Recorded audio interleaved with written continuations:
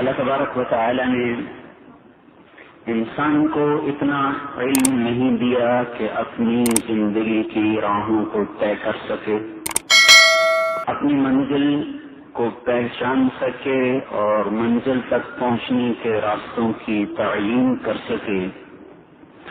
اتنا علم انسان کے پاس ہے نہیں۔ خالق اپنی کتاب میں خود ارشاد فرماتے ہیں، واللہ اخرجکم من بطون امہاتکم لا تعلمون شیئا، جب تم دنیا میں آئے تو تم کچھ نہیں جانتے تھے۔ پھر ہر ایک نے زور مارا اپنے اپنے میدانوں میں، تحقیق، بحث، تنقیح، تفتیش کے سمندر میں بڑے غوطے لگائے۔ آخر نتیجہ کیا نکلا؟ اللہ تعالیٰ نے ایک اور آیت میں فرمایا، وَمَا أُوتِيتُم مِّنَ الْعِلْمِ إِلَّا قَلِيلًا، جو کچھ بھی تم نے حاصل کیا یہ بہت تھوڑا ہے، جو نہیں جانتے ہو لامحدود ہے۔ اوتیتم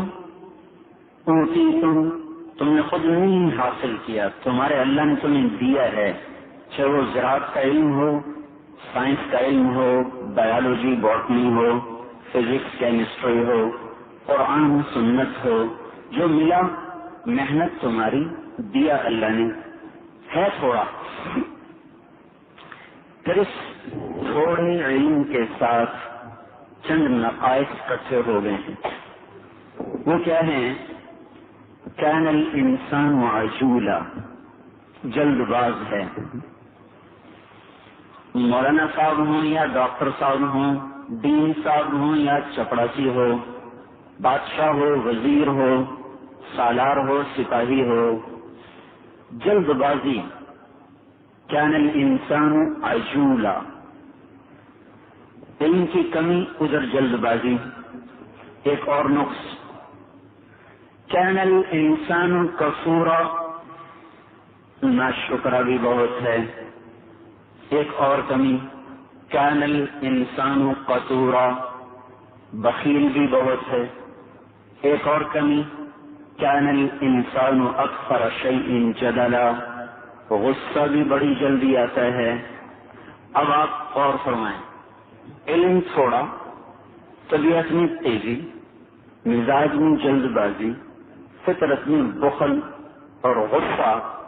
اب آپ کیسے توقع رکھ سکتے ہیں کہ یہ انسان اپنی عقل سے اپنی زندگی کی شاہ راہ کو تلاش کر سکے اور مقصد اور منزل زندگی کو پہچان سکے؟ یہ اس کے بس میں ہے ہی نہیں۔ اسے ایسے علم کی ضرورت ہے جو خطا سے پاک ہو، جس کا علم کامل ہو، وہ اسے بتائے کہ تو آیا کیوں، کہاں سے آیا، کیوں آیا، کہاں جا رہا ہے، کیا ہونے والا ہے۔ اس کا جواب تو انسان کے علم میں ہے نہیں۔ تو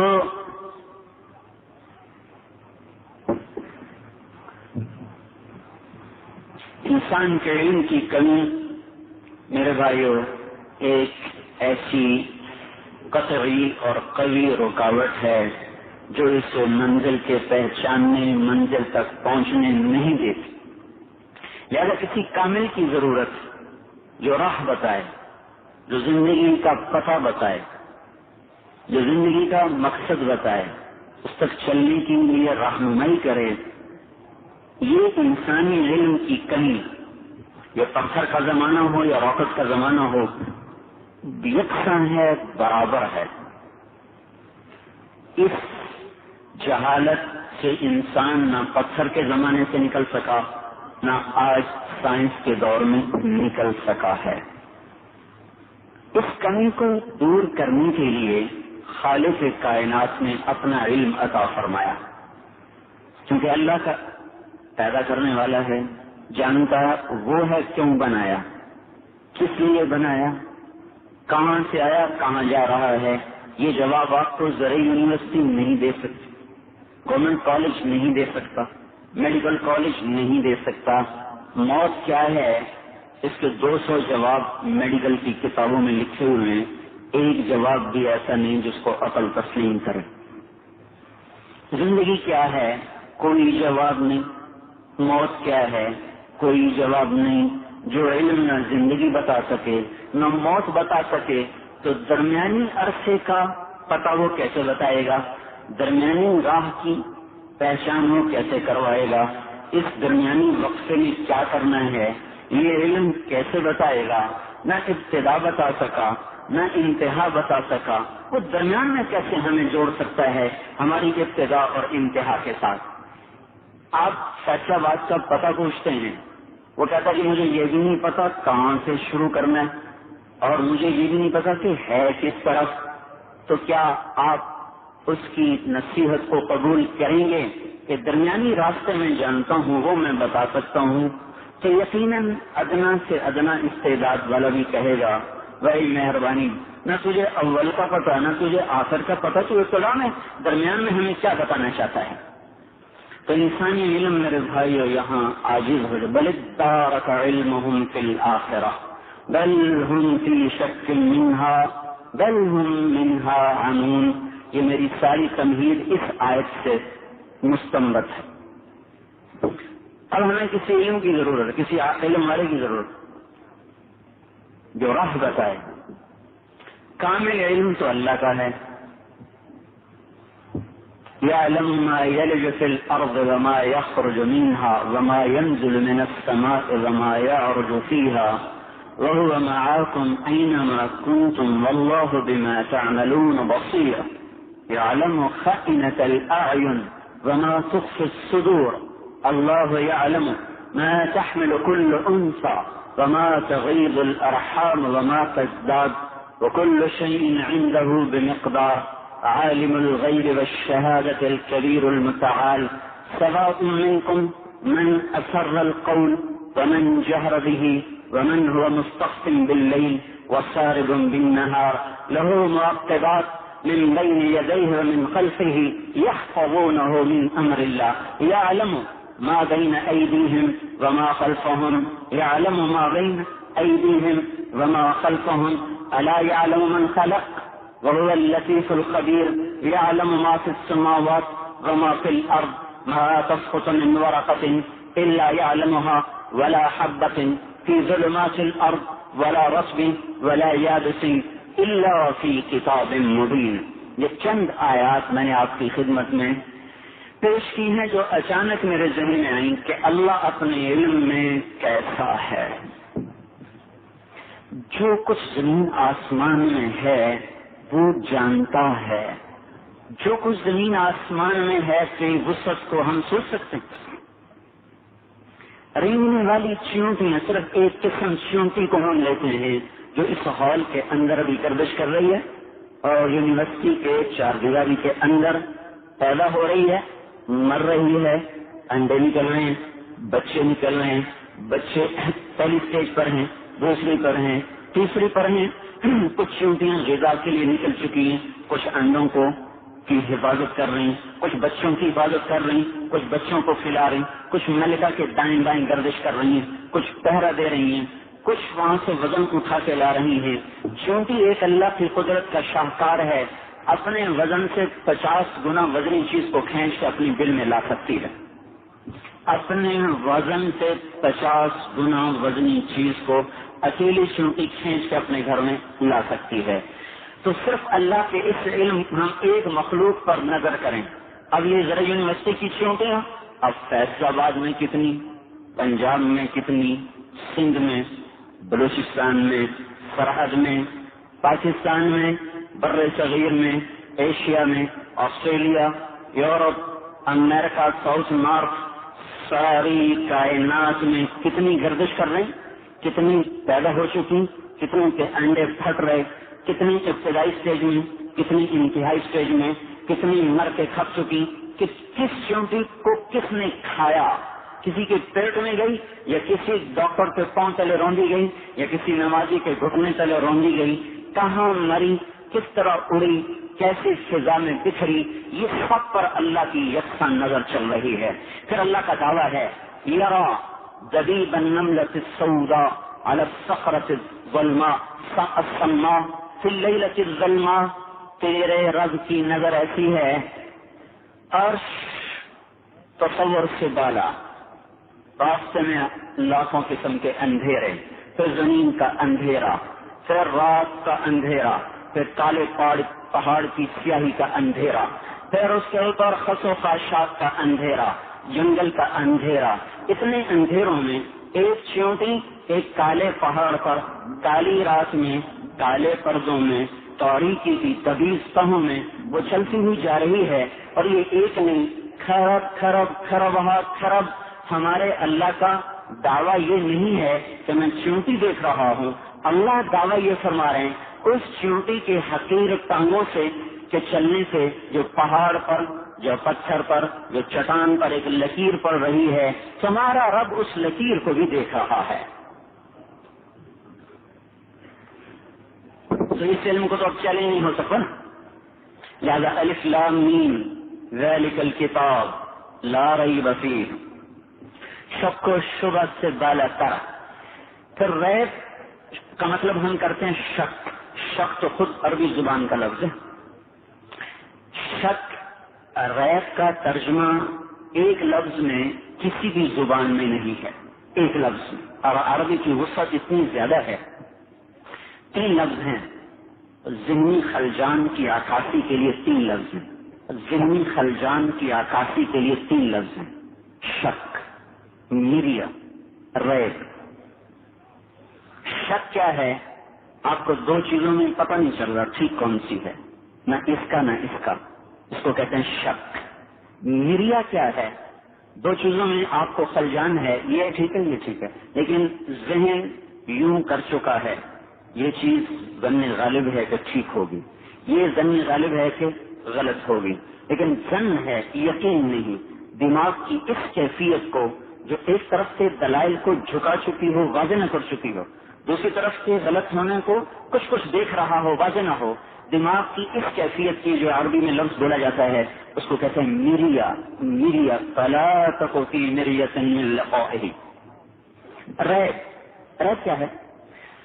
2 باتوں میں آپ کو شک ہوا، ایک پل کے لیے یہ ایک لمحے کے لیے، اس لمحے کے آخری نقطے پر وہ شک زائل ہو گیا اور آپ پر بات کھل گئی، یہ درست یہ غلط۔ اس لمحے کے ابتدائی حصے میں جو خلجان واقع ہوا تھا اور آخری حصے میں جا کر وہ خلجان رفع ہو گیا تھا، اس ابتدائی لمحے کے اندر کی جو کیفیت ہے تردد کی، اس کو عربی میں ریب کہا جاتا ہے، ریب۔ اب آپ اس آیت کا ترجمہ اس طرح سنیں، الف لام میم ذالک الکتاب لا ریب فیہ، یہ وہ کتاب ہے جس میں ایک پل کا تردد بھی نہیں ہے، تو میریا اور شک اس میں کون ڈھونڈے گا؟ کہاں سے ڈھونڈے گا؟ یہ تو علم کامل کی گارنٹی آ گئی۔ اب پہنچائے کون؟ اللہ تو عرش پر، ہم فرش پر، بتائے کون؟ یہاں آ کر رسولوں کی ضرورت پڑی، یہاں آ کر نبیوں کی ضرورت پڑی کہ بندوں اور رب کے درمیان ایک واسطہ ہو جو بتائے کہ میں اللہ کا رسول ہوں، اللہ کا پیغمبر ہوں، اللہ کا نبی ہوں، اللہ کی تعلیمات لے کر آیا ہوں۔ راہبر کے بغیر بھائیوں راہ طے نہیں ہوتی، یہ طے شدہ بات ہے۔ یہ کتنے بچے ہیں جو یونیورسٹی میں پڑھ رہے ہیں، یہ گھر بیٹھ کے کیوں نہیں پڑھ لیتے؟ ترجمے پڑھ کے کیوں نہیں امتحان دے لیتے؟ یہ ان ڈاکٹرز کے پاس کیوں آئے بیٹھے ہیں؟ بازار میں جائیں، وہ خرابیوں کے پاس بچے بیٹھے ہیں، وہ ان سے خراب کا کام سیکھ رہے ہیں، وہ گھر بیٹھ کے کتابوں سے کیوں نہیں پڑھ کے خرابی بن جاتے؟ میڈیکل کالج کے بچے گھر میں کتابیں رکھ کے کیوں نہیں ڈاکٹر بن جاتے؟ دکاندار بچے کے ہاتھ میں پہلے دن چابی کیوں نہیں پکڑا دیتا کہ بس تو بڑا ہو گیا، چابی پکڑ کاروبار سنبھال؟ راہبر کی ضرورت ہے۔ ایک دین ہی ایسا مسکین رہ گیا ہے کہ جس کے جی میں جو آتا ہے پڑھتا ہے، جیسی کتاب چاہتا ہے پڑھتا ہے، پھر جیسے چاہے بیٹھ کے تبصرے کرتا ہے، یہ بڑا ہی مظلوم ہے ہمارا دین اس وقت. راہ بر کے بغیر گندم کا دانہ نہیں ملتا، راہبر کے بغیر زندگی کا سراغ کیسے ملے گا؟ تو یہاں آ کر ہمیں میرے بھائیوں رسول کی ضرورت پڑی، راہبر کی ضرورت پڑی، اور یہ ہم پر اللہ کا کرم ہوا کہ اللہ تعالیٰ نے ہمیں سب سے عظیم، سب سے بڑے رسول کا امتی بنا دیا. یہ ہمارا انتخاب ہوا ہے، ہم اپنی طاقت سے اس امت میں نہیں پیدا ہوئے. ہوج تباکم، اللہ تعالیٰ فرمائے ہوج تباکم، میں نے تمہیں چنا، میں نے تمہیں چھانٹا. جیسے آپ ٹوکری میں اپنی مرضی کا سیب اٹھاتے ہیں، پسند آنے والا ڈالتے ہیں اپنے اس میں ترازو میں، اور جو پسند نہیں آتا اسے واپس رکھ دیتے ہیں. ایسے اللہ نے ساری آدم علیہ السلام کی نسل کو دیکھا، سر سے لے کر پاؤں تک، جس روح کو پسند کیا اسے حضور کا امتی بنایا. جو پسند نہیں آئی اسے موسوی امت، عیسوی امت، داودی امت، سلیمانی امت، دوسری امتوں میں ڈالا. جس کو سر سے لے کر پاؤں تک پسند کیا اس سے اپنے محبوب کا امتی بنایا. لہذا کوئی مسلمان کتنا ہی بگڑا کیوں نہ ہو، یہ بات ذہن میں رہنی چاہیے کہ یہ اللہ کا چنا ہوا ہے. کوئی چھپا ہوا جوہر ایسا ہے جس نے اسے ساری آدم کی نسل سے نکال کر اللہ کی نظر انتخاب کے ذریعے سے اس امت میں پہنچایا ہے. یہ عام آدمی نہیں ہے. لہذا ہمارے نبی نے کہا کہ المسلم اخو المسلم لا یحقرہ، مسلمان کا بھائی ہے، اسے حقیر نہیں سمجھتا. حقیر نہ سمجھو. بحسب امرئ من الشر ان یحقر اخاہ المسلم، کسی کی ہلاکت کے لیے اتنا ہی کافی ہے کہ اپنے مسلمان بھائی کو حقیر سمجھتا ہو. یہ ساری تمہید میں نے عرض کی ہے کہ ہمیں پتہ چلے کہ اللہ کا رسول کس علم کے ساتھ آیا، اس کو بھیجنے والا کون ہے، وہ علم کون سا ہے جس کو وہ لے کر آیا، خود وہ اپنی ذات میں اور عالی صفات میں وہ خود کیسا ہے. بھیجنے والا تو اللہ، هو الذی بعث فی الأمیین رسولا لقد من اللہ علی المؤمنین اذ بعث فیہم رسولا. ہمارے نبی کو اللہ نے بھیجا، اور جیسے ہمارا انتخاب ہوا ہمارے نبی کا بھی انتخاب، ہر نبی کا انتخاب ہوتا ہے، لیکن جیسے ہمارے نبی کو چنا گیا آپ ہی کی زبان مبارک سے. ان اللہ تعالی خیر القبائل فاختار العرب. اللہ تعالیٰ نے آدم علیہ السلام کی نسل کو چھلنی میں ڈالا، چھانا، اس میں سے عرب کو نکالا. تخیر العرب، پھر عرب کو چھلنی میں ڈالا، فاختار مضر، اس میں سے مضر کو نکالا. پھر مضر کو چھلنی میں ڈالا، فاختار قریش، اس میں سے قریش کو نکالا. پھر قریش کو چھلنی میں ڈالا، پھر انہیں چھانا، فاختار بنی ہاشم، پھر بنی ہاشم کو نکالا. پھر بنی ہاشم کو چھلنی میں ڈالا اور خوب ہلایا، اور فاختارنی، آدم علیہ السلام کی نسل کشید ہوتے ہوتے ہوتے ہوتے ہوتے جب پاکیزگی میں، شرافت میں، عزت میں، علم میں، وقار میں، متانت میں، رفعت میں، بلندی میں، ہر صفت میں جب باکمال ہو گئی تو اللہ نے اس کو وجود محمد بنا دیا. آپ کا کب سے آپ کو چنا گیا، کب وجود ملا، اس کا علم اللہ کے سوا کسی کو نہیں. ترمذی کی روایت، ابو ہریرہ پوچھ رہے ہیں یا رسول اللہ متى وجبت لکم النبوہ، نبوت آپ کو کب ملی؟ جواب یہ تھا 40 برس کی عمر میں 21 رمضان المبارک کو غار حرا میں مجھے نبوت دے دی گئی. یہ اس کا عام جواب. آپ نے کیا جواب دیا؟ کنت نبیا وان آدم بین الروح والجسد. ابھی آدم علیہ السلام کی کہانی شروع بھی نہیں ہوئی تھی کہ اللہ مجھے نبی بنا چکے تھے. تو اب تھا کی اتھاہ گہرائیوں میں آپ ذرا دیکھنے کی کوشش کریں. تھا، میں نبی تھا، کب تھا؟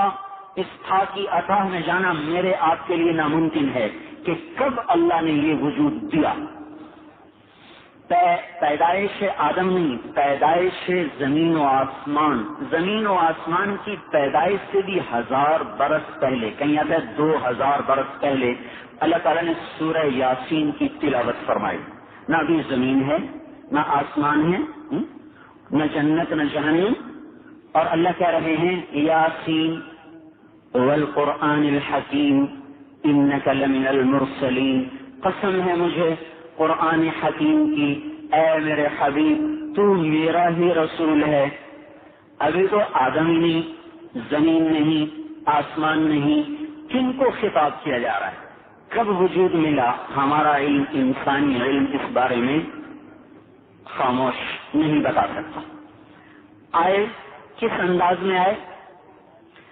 والد کا نام عبداللہ، باپ کا نام آمینہ، ماں کا نام آمینہ، اور دودھ پلانے والی کا نام حلیمہ. یا کہ یہ کیا اتفاقی طور پر ہو گیا؟ نہیں، عبدیت کی پشت سے نکلے عبداللہ، عبدیت کی پشت سے نکلے آمینہ، امن کی گود میں پروان چڑھے، حلیمہ حلم کی چھاتیوں سے دودھ پیا، جس کی ابتدا عبدیت سے، امن سے، حلم سے ہو، وہ کہاں پہنچے گا کون دیکھ سکتا ہے ان آنکھوں سے؟ پھر جب آپ پیدا ہوئے تو آپ کی پیدائش انوکھی، مقتول السرہ مختون، ہر بچہ پیدا ہوتا ہے اس کی ناف آنکھ سے جڑی ہوتی ہے. ہمارے نبی پیدا ہوئے تو ناف آنکھ سے جدا تھی. ہر بچہ پیدا ہوتا ہے اس کا ختنہ کیا جاتا ہے. ہمارے نبی پیدا ہوئے ختنہ ہوا تھا، جب باہر آئے تو ختنے سمیت تشریف لائے. جب بچہ پیدا ہوتا ہے تو بہت سی چیزیں جسم پہ لے کے آتا ہے، نہلایا جاتا ہے، دھلایا جاتا ہے. ہمارے نبی جب پیدا ہوئے تو دھلے دھلائے پیدا ہوئے. اور جب آپ نے عالم دنیا میں قدم رکھا تو اللہ نے جنت کے حوروں کو مکے میں اتار دیا کہ استقبال کرو، آسمان کے فرشتوں کو اتارا، استقبال کرو. اور آپ کے اعزاز میں اس سال کے اندر پورے 6 بر اعظم میں ہر عورت کو اللہ نے بیٹا عطا فرمایا، کسی عورت نے بچی کو جنم نہیں دیا.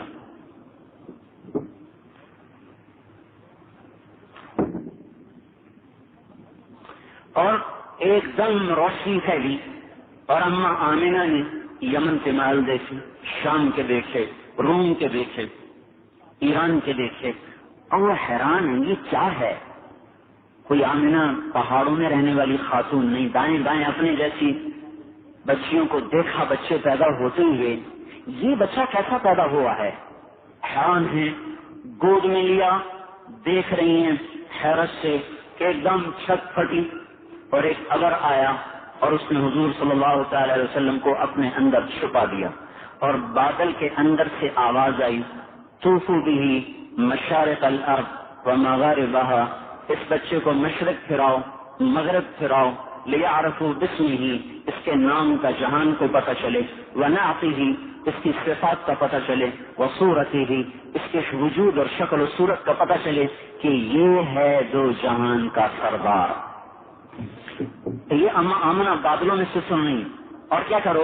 وآتوا خلق آدم، اسے اخلاق آدم دو، ومعرفت شیث علیہ السلام کی معرفت دو، وشجاعت نوح علیہ السلام کی بہادری دو، وخلت ابراہیم علیہ السلام کی دوستی دو، واستسلام اسماعیل علیہ السلام کی قربانی دو، وفصاحت صالح علیہ السلام کی فصاحت دو، وحکمت لوط علیہ السلام کی حکمت دو، ورضا اسحاق علیہ السلام کی رضا دو، وبشرى یعقوب علیہ السلام کی بشارت دو، وجمال یوسف علیہ السلام کا جمال دو، وشدت موسیٰ علیہ السلام کی شدت دو، وجہاد یوشع علیہ السلام کا جہاد دو، وحب دانیال علیہ السلام کی محبت دو، ووقار الیاس علیہ السلام کا وقار دو، وقلب ایوب علیہ السلام کا دل دو، ولحن داؤد علیہ السلام کی شیریں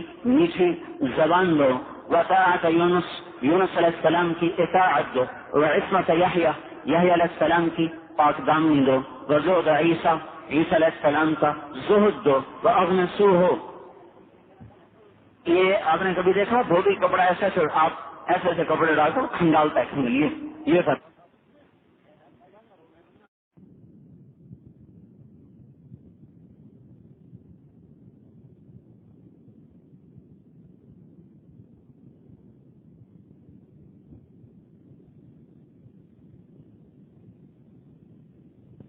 تشبیہ دی ہے اور اللہ پاک حضور صلی اللہ تعالی وسلم کو اللہ تعالیٰ نے ایک سفید شفاف کپڑے سے تشبیہ دی ہے کہ جیسے کپڑے کو ڈبورا رنگ ریز ڈبورا اس رنگ کو چوس رہا جذب کر رہا یہاں تک اس کا اپنا رنگ ختم ہو جاتا ہے اور ایک اور رنگ میں وہ رنگا جاتا ہے.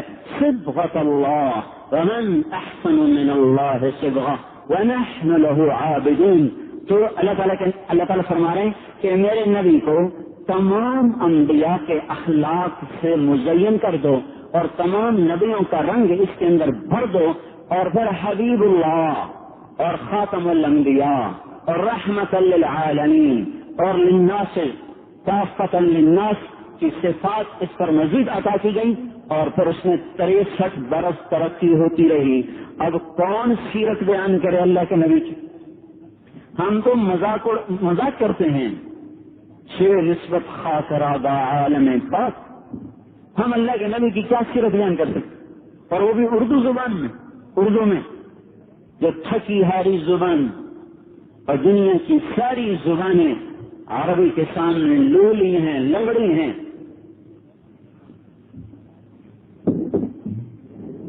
تو بھائیو اس طرح آپ نے دنیا میں قدم رکھا کہ سارا عالم آپ سے روشن جگمگا گیا اور ساری جس دن آپ پیدا ہوئے ساری دنیا کے بت زمین پہ جا گرے.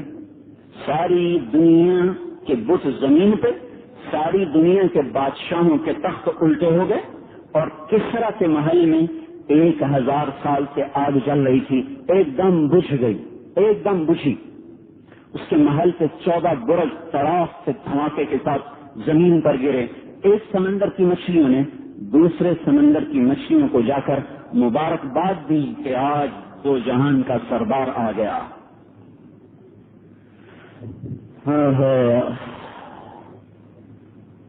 اس طرح آپ نے دنیا میں قدم رکھا. رسول کیوں آتا ہے؟ ہم سیرت کے جلسے منعقد کرتے ہیں. رسول کس لیے آتا ہے؟ ان کو یاد کیوں کیا جاتا ہے؟ صرف رواجی طور پر پھر اپنے ڈگر پہ چلیں کہ میں نے ایک لمبی تمہید 15 منٹ لگائے اس پر. رسول کیوں آتا ہے یہ بات میں نے شروع نہیں کر سکتا تھا. آپ یوں پیدا ہوئے, کیوں پیدا ہوئے, کس لیے آئے, کس نے بھیجا, کس کام کے لیے بھیجا؟ ہمیں تو راہوں کا پتہ نہیں. راستے کا پتہ نہ ہو 20 دفعہ پوچھتے. ہمیں آخرت کا کیا پتہ کون سی راہ جاتی ہے؟ پوچھتے تو صحیح. کسی آ رہے ہیں وما ارسلنا من رسول الا ليطاع باذن الله وما ارسلنا من رسول الا ليطاع باذن الله. ہم نے ہر رسول کو اس لیے بھیجا کہ اس کا اتباع کیا جائے, اس کے پیچھے چلا جائے, اس کے قدم بہ قدم چلا جائے. یہ رسول کی آمد. اس لیے رسول آیا, اس لیے بھیجا جاتا ہے کہ ہم ان کے پیچھے چلیں. ان کی گارنٹی کیا ہے کہ یہ صحیح راہ پر لے کے چل رہے ہیں؟ تو قرآن کی گواہی انک لتہدی الی صراط مستقیم. ان اور لام جہاں جمع ہوتے ہیں قسم کا معنی دیتے ہیں. تو اللہ تعالیٰ گویا قسم اٹھا کے فرما رہے ہیں کہ میں قسم کھاتا ہوں میرے نبی آپ لوگوں کو سیدھی راہ دکھا رہے ہیں. آئے اس لیے ہیں کہ مانا جائے. کام کیا کر رہے ہیں؟ سیدھی راہ دکھا رہے ہیں. پھر ہم چلتے کیوں نہیں؟ اسلامی جھلک ان نوجوانوں میں نظر کیوں نہیں آ رہی؟ یونیورسٹی میں اسلام کی جھلک کیوں نہیں؟ بازاروں میں, منڈیوں میں, کھیتوں میں, کھلیانوں میں, مردوں میں, عورتوں میں امتی پنے کی جھلک کیوں نہیں؟ ہم نے رسالت کے سیرت کے جلسے منعقد کیے, سیرت کی کتابیں لکھی. رسول آیا کیوں آیا؟ صرف اتنی دیر کے لیے کہ 12 دن یاد کر کے پھر اس کو بند کر کے تاکہ نسیاں میں ڈال کے ہمیشہ کے لیے بھلا دیا جائے اور زندگی اپنے ڈگر پہ چلے؟ نہیں نہیں نہیں نہیں نہیں. وما ارسلنا من رسول الا لیطاع باذن اللہ. مانو اس کی کیا گارنٹی ہے کہ ان کے پیچھے چلیں گے نجات ملے گی؟ انک لتہدی الی صراط مستقیم. تو پھر ہمیں روکتا کون ہے؟ چلتے کیوں نہیں؟ چلتے کیوں نہیں؟ رکاوٹ کیا ہے؟ تھوڑی سی نماز زندہ ہے، وہ بھی 5% طبقہ ہے، 95% تو نماز سے بھی آزاد ہے. چلتے کیوں نہیں؟ ایک دشمن بیٹھا ہوا ہے. فبما اغویتنی لاقعدن لهم صراطک المستقیم. مجھے تمہیں نکالا ہے، میں سیدھی راہ میں چوکڑی مار کے بیٹھوں گا، چوکڑی مار. پھر کیا کروں گا؟ ثم لآتینہم من بین ایدیہم، سامنے سے حملہ کروں، ومن خلفہم، پیچھے سے حملہ کروں، وعن ایمانہم، دائیں طرف سے حملہ کروں، وعن شمائلہم، بائیں طرف سے حملہ کروں گا. کیا ہوگا؟ ولا تجد اکثرہم شاکرین. کوئی تجھ تک پہنچے گا، کوئی میرے سامنے کی زد میں آئے گا، کوئی پیچھے سے حملے کی زد میں آئے گا، کوئی دائیں سے زد میں آئے گا، کوئی بائیں سے زد میں آئے گا. تجھ تک پہنچنے والا کوئی ہوگا. یہ رکاوٹ ہے جو ہمیں راستے میں لیے ہوئے ہے. پھر یہاں آ کر ایک محنت کی ضرورت ہے جو اللہ اور اس کے رسول کی محبت تک پہنچا دے کہ محبت کے بعد انسان دیوانہ ہو کر پیچھے چلتا ہے.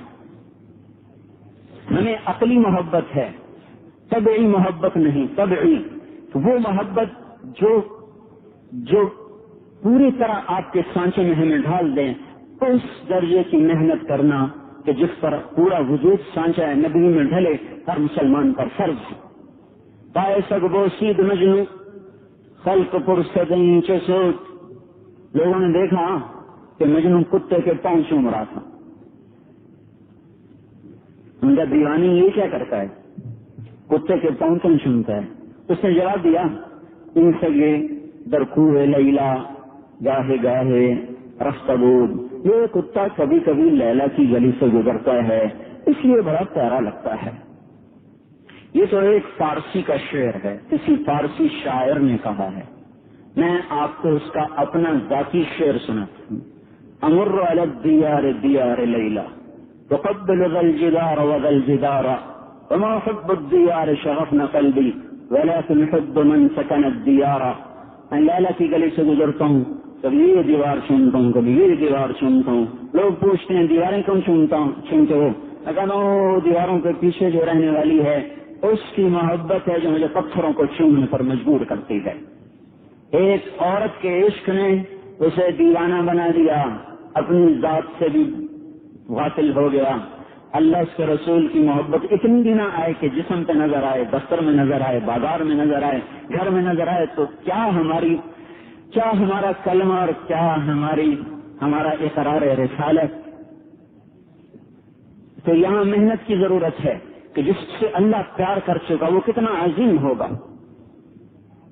ایک ابھی شاعری اقبال کی ہم نے سنی جس نے اللہ کے نبی کی شان کو بیان کی.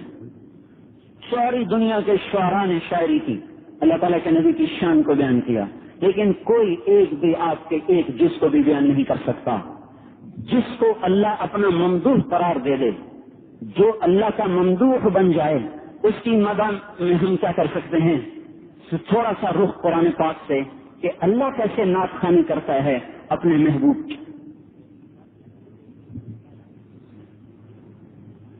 ما كان محمد ابا احد من رجالكم ولكن رسول الله وخاتم النبيين وكان الله بكل شيء عليما. آپ کے ختم نبوت کی نعت خوانی ہو رہے ہیں. وما ارسلناك الا كافة للناس بشيرا ونذيرا وما ارسلناك الا رحمة للعالمين. عالمین کی رحمت بن کے، سارے عالم کے لیے نبی بن کے.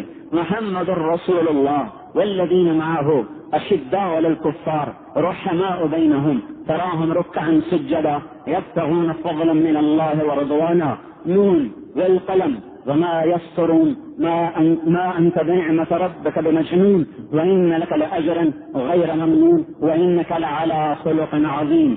فلا أقسم بما تبصرون وما لا تبصرون إنه لقول رسول كريم وما هو بقول شاعر قليلا ما تؤمنون ولا بقول كاهن قليلا ما تذكرون ياسين والقرآن الحكيم إنك لمن المرسلين على صراط مستقيم قد جاءكم من الله نور وكتاب مبين طه ما أنزلنا عليك القرآن لتشقى يا أيها النبي إنا أرسلناك شاهدا ومبشرا ونذيرا وداعيا إلى الله بإذنه وسراجا منيرا والنجم إذا هوى ما ضل صاحبكم وما غوى وما ينطق عن الهوى إن هو إلا وحي يوحى علمه الشديد القوى ذو مرة فاستوى وهو بالأفق الأعلى ثم دنا فتدلى فكان قاب قوسين أو أدنى والضحى والليل إذا سجى ما ودعك ربك وما قلى وللآخرة خير لك من الأولى ولسوف يعطيك ربك فترضى ألم نشرح لك صدرك ووضعنا عنك وزرك الذي أنقض ظهرك ورفعنا لك ذكرك إنا أعطيناك الكوثر فصل لربك وانحر إن شانئك هو الأبتر. یہ اللہ کی نعت خوانی ہے اپنے محبوب کے لیے. یہاں شاعر کیا کریں گے؟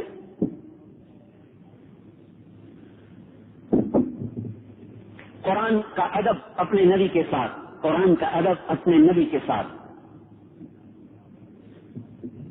ہر نبی کو نام سے پکارا، یا داؤد انا جعلناک خلیفہ، یا آدم اسکن انت وزوجک الجنہ، قیل یا نوح اهبط بالسلام منا ما تلك بيمينك يا موسى يا إبراهيم قد صدقت الرؤيا يا داود إنا جعلناك خليفة يا زكريا إنا نبشرك بغلام يا يحيى خذ الكتاب بقوة يا عيسى ابن مريم أنت قلت للناس.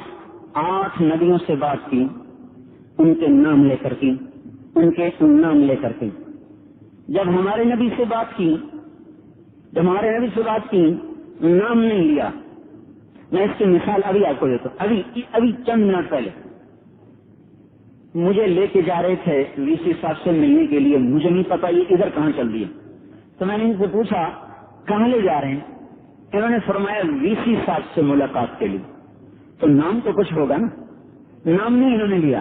انہوں نے فرمایا وی سی صاحب سے ملاقات، یا وائس چانسلر کا وی سی صاحب سے ہم ملاقات کے لیے جا رہے ہیں. یہ ہمارا ادب ہے. ہم ہر بڑے کو جب بلاتے ہیں یا اپنی گفتگو میں لاتے ہیں تو نام سے بچ کر لقب کو استعمال کرتے ہیں. یہ ہماری تہذیب ہے، اردو کی بھی، فارسی کی بھی، عربی کی بھی. نام سے پکارنا بے ادبی نہیں، لیکن ادب کا اعلیٰ مقام ہے.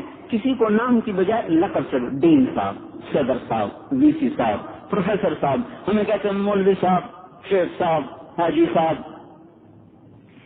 اور عربوں میں تو اتنا دستور ہے کہ وہ کسی کو نام سے پکارنا ویسے ہی عیب سمجھتے ہیں. ان کو کنیت سے پکارو تو بڑے خوش ہوتے ہیں.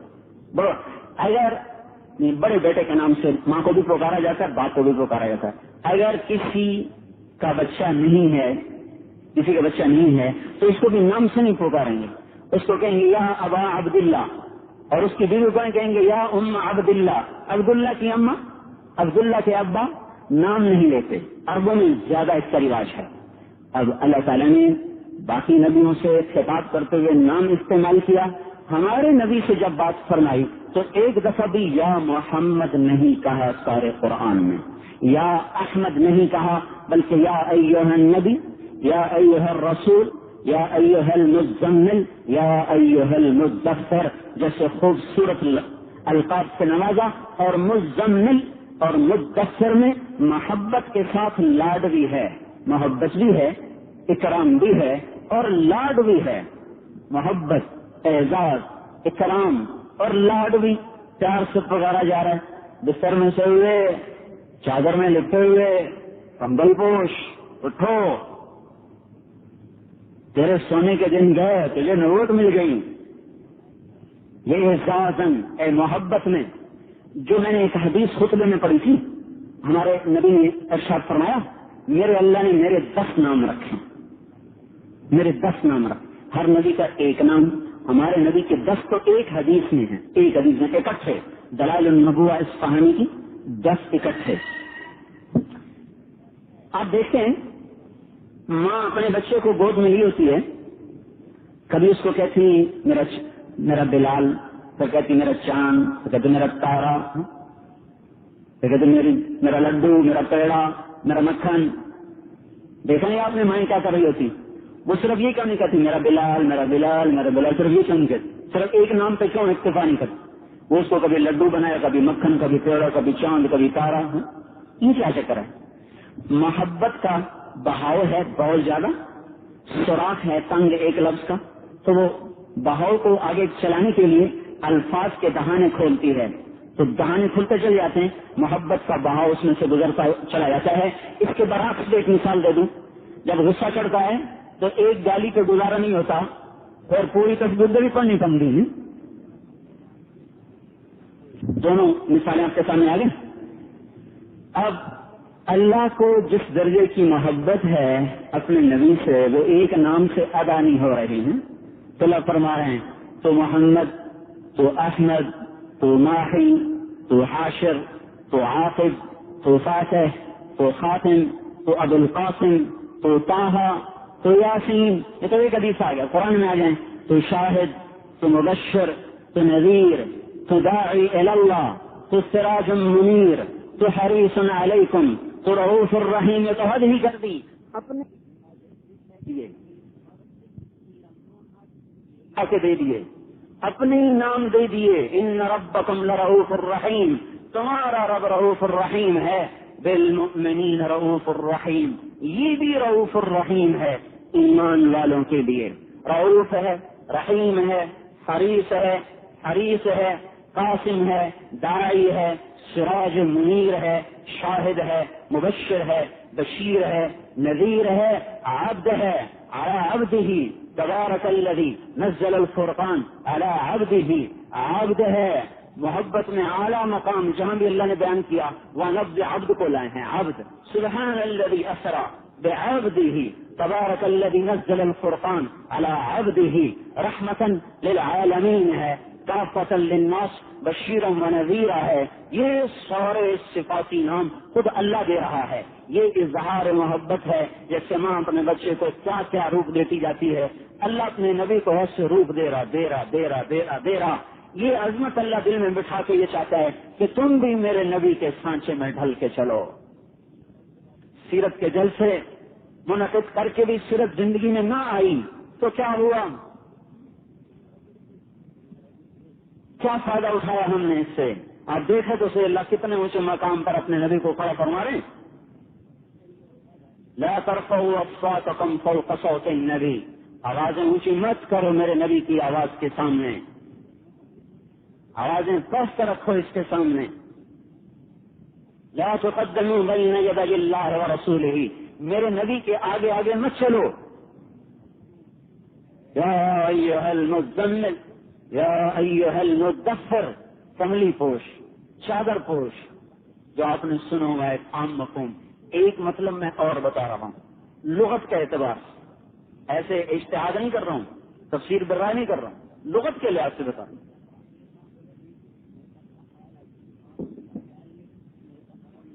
پرندہ جب گھونسلہ بناتا ہے، جب ہوائیں اکھاڑ دیتی ہیں، وہ تنکا تنکا کٹھا کر کے لاتا ہے، پھر انہیں جوڑتا ہے، جمع کرتا ہے، گھونسلہ بناتا ہے. پرندے کے اس عمل کو عربی زبان میں تدثیر کہتے ہیں، تدثیر. اور جب پرندہ یہ کام کر رہا ہوتا ہے تو اس کی تعبیر کی جاتی ہے دثر الطائر عشہ. لسان العرب میں یہ اسی طرح لکھا ہوا. پرندے نے اپنے گھونسلے کو تعمیر کیا، اس کے لیے لفظ آتا ہے دثر، اور تعمیر کرنے والے کو کہتے ہیں مدثر. مدثر. اب ایک جو مفہوم ہم نے پڑھا ہوا ہے، سنا ہوا ہے، جس کیفیت میں آپ لیٹے ہوئے تھے اس کو سامنے رکھ کر ایک مفہوم لغت کے اعتبار سے سامنے آ رہا ہے کہ اللہ تعالیٰ اپنے نبی کو یوں کہہ رہا ہے کہ اے میرے حبیب، 610 برس گزر چکے ہیں، انسانی گھونسلہ شیطانی ہواؤں سے بکھر چکا ہے، پراگندہ ہو چکا ہے، انسانیت تنکا تنکا بن کے اڑ چکی ہے اور بے گھر بے نشاں ہو چکی ہے. اے انسانی گھونسلے کو اکثر نو تعمیر کرنے والے، اٹھو کہ تیری برکت سے یہ گھونسلہ پھر تعمیر ہوگا. یا ایھا المدثر، اٹھو، اٹھو، کیا کرو؟ فانذر وربک فکبر، فثيابك فطهر والرجز فاهجر ولا تمنن تستكثر ولربك فاصبر. اٹھ اور اپنے رب کی بڑائی بیان کر اور اپنے اللہ سے انہیں خبردار کر اور اپنے ظاہر اور باطن کو سنوار اور دنیا کا شوق چھوڑ اور اللہ کے امر کا انتظار کر. یہ حضور صلی اللہ علیہ وسلم کی سیرت مطہرہ قرآن سے سامنے آتی ہے. اخلاق کیسے ہیں؟ انک لعلی خلق عظیم، آپ بڑے اونچے اخلاق والے ہیں. ان اخلاق کی ایک اور جگہ تفسیر آتی ہے، ایک اور شکل بیان کی جا رہی ہے. کیسے اخلاق سے؟ فبما رحمت من اللہ لنت لهم، آپ اللہ کے فضل سے رحمت سے ان کے لیے نرم پڑ گئے. وہ نرمی کی شکل کیا ہے؟ وخفض جناحک، وخفض جناحک لمن اتبعک من المؤمنین، اپنے پروں کو پھیلا دو، پروں کو بچھا دو. اب غور فرمائیں، اللہ کہنا تو چاہتے ہیں تواضع اختیار کرو، لیکن اللہ کیا کہہ رہا ہے؟ اپنے بازو بچھا دو. اور بازو کے لیے لفظ استعمال کر رہا ہے جناح، پر، اپنے پر بچھا دو، اپنے پر پھیلا دو. تو ید کہنے کی نہ کہنے کی کیا اس میں مشکل تھی؟ اللہ تعالیٰ کہتا ہے وقف یدک، یوں اپنے بازو نیچے کر دے. جناحک، جناحک، پر، اپنے پر. اللہ کے نبی کے اخلاق کی طرف اشارہ کر رہے ہیں اللہ تعالیٰ. آپ نے دیکھا مرغی اپنے پروں کو پھیلا کر اپنے بچوں کو اندر لے لیتی ہے. جب خطرہ آتا ہے اندر، وہ نکلنا چاہتے ہیں نکلنے نہیں دیتی، وہ نیچے سے ٹھونگے مارتے ہیں، پھر بھی اپنے پروں کو ہٹاتی نہیں، انہیں اندر میں سمیٹ کے رکھتی ہے، اوپر بیٹھتی ہے، سمیٹتی ہے. یہ ہے اس بات کی طرف اشارہ کہ یہ وہ نبی ہے جو ہر اچھے برے کو اپنی رحمت کی چادر میں سمیٹ کے چلے گا، یہ کسی سے دور نہیں ہوگا. وما صاحبکم بمجنون، صاحب کے لفظوں بھی اشارہ ہے. ہر نبی نے آخر میں بد دعا کی، کافر برباد ہوئے، ایمان والے الگ ہوئے. یہ وہ نبی نہیں ہے جس کو جو بد دعا کرے گا اور کافر برباد ہوں گے. یہ سب کو ساتھی بنا کے چلے گا، سب کو ساتھ لے کے چلے گا. ما صاحبکم بمجنون. اگر بد دعا کرتے تو طائف میں بڑا موقع تھا جب 3 میل پتھر پڑے اور دنیا کا با اختیار، با اقتدار، سب سے اعلیٰ، ارفع، برتر، اعز، اجل، اعلیٰ، انور، اکمل، ابہا، اجمل، ہر لفظ کمال کا آپ کے کمال کے سامنے بے بس دکھائی دیتا ہے. جب ان کو 3 میل پتھر پڑ رہے تھے اور لہو لعان ہوئے اور بے ہوش ہو کر گرے اور زید بن حارثہ نے اٹھایا، دشمن کے باغ میں پناہ لی. اس وقت آپ کی کیفیت یہ تھی کہ عتبہ جیسا جانی دشمن بھی آپ کو دیکھ کے نرما گیا اور اس کی آنکھوں میں بھی پانی بھر آیا اور اپنے بھائی سے کہنے لگا دیکھو تو صحیح محمد بن عبداللہ کا کیا حال ہو. طائف والوں نے کیا کر دیا اس کے ساتھ؟ تو قریشی خون نے جوش مارا. اچھا، قریشی کو ثقیف نے مارا، یہ اس طرف سے خون نے جوش مارا اور ایسی حیرت آئی کہ بھاگا بھاگا گیا، انگور توڑے، اپنے ہاتھوں سے توڑے، پلیٹ میں سجائے، خود سجائے، لے کے چلنے کا ارادہ بھی کیا. پھر شرم آڑے آ گیا، اپنے غلام کو دیے کہ اس کو جا کے پیش کرو اور اسے کہنا تمہیں رشتے داری کی قسم رد نہ کرنا، کھا لینا. جن کے حال پر جانی دشمن بھی ہوئے، آپ خود سوچیں انہوں نے کیا دکھ دیکھے ہوں گے. انہی کی زندگی کو ہم نے اٹھا کے پھینکا ہوا ہے نا. کوئی ایسی شادی ہے جو نبی کے طریقے پر ہوتی ہو؟ اور میں حیران ہوں جب پستی کا کوئی حد سے گزرنا دیکھے، جب قومیں زوال کا شکار ہوتی ہیں تو ان کے ضمیر کیسے سو جاتے. ابن خلدون کا مقدمہ پڑھنا چاہیے سارے بچوں کو. جب اس میں سارا نہ پڑھو تو قوموں کے عروج و زوال کا چیپٹر ضرور پڑھو. اس میں وہ لکھتے ہیں جب کوئی قوم زوال کی انتہا کو پہنچتی ہے تو اس کی آخری نشانی موسیقی ہوتی ہے کہ وہ راگ و رنگ میں ڈوب جاتے ہیں. اور یہ موسیقی کسی بھی قوم کے زوال کے لیے تابوت کی آخری کیل ہوتی ہے. آخری کیل، تابوت کی آخری کیل، جس کے بعد یہ ڈھکن نہیں کھلے گا اور یہ اندر کا میت اسی میں گل سڑ کے فنا ہو جائے گا. جو قوم اس طرح موسیقی میں ڈوب جاتی ہے وہ ابن خلدون اس کو میت سے تشبیہ دے رہے ہیں. یہ مر چکے ہیں، یہ زندہ نہیں ہیں. شمشیر و ثنا اول طاؤس اور رباب آخر، یہ اسی کو اقبال رحمت اللہ تعالی علیہ اپنے شعر میں سمو رہے ہیں. تو جب کوئی قوم زوال کا شکار ہوتی ہے تو اس کے نوجوان طبلے کی تھاپ پہ ناچتے ہیں اور قرآن ہاتھوں سے نکل جاتے ہیں، بیکار ہاتھ میں آ جاتے ہیں. زبان قرآن کی بجائے شیطانی گانے پڑھتی ہیں، قدم مسجد کوشنے کی بجائے رقص گاہوں کو اٹھتے ہیں. یہ قوم کبھی بھی اقتدار کی سیڑھیوں کو نہیں طے کر سکتی اور ہمالیہ کی چوٹیوں کو نہیں چھو سکتی. ان کے لیے غار تاریخ پستی کے ہی مقدر ہیں. اس کے علاوہ انہیں کوئی ذلت سے نہیں نکال سکتا. یہ تو خیر ایسے درمیان میں بات آ گئی. میں بات یہ کر رہا تھا پستی یہاں تک پہنچی. میں مسجد میں بیٹھا ابھی چند دن پر شادی والا گھر جی یہ شادی کارڈ. میں شادیوں میں جایا نہیں کرتا. سفری آدمی ٹھہرنا نصیب ہی نہیں ہوتی. شادی کا کارڈ اس میں چھوٹا کارڈ الگ. مہندی رسم مہندی. مجھے اتنا صدمہ ہوا اور میں نے کہا ہزاروں بچے ہمارے جل گئے, ہزاروں بیٹیاں راکھ ہو گئیں. ابھی بھی تمہاری غیرت نہیں جاگی کہ اب بھی تم ہندو کی رسم سے اپنے گھر کو سجاتے ہو. اور کچھ تو غیرت کرو. اسلامی غیرت نہیں کھاتے ہو تو کوئی تہذیب کی غیرت ہی کھا لو.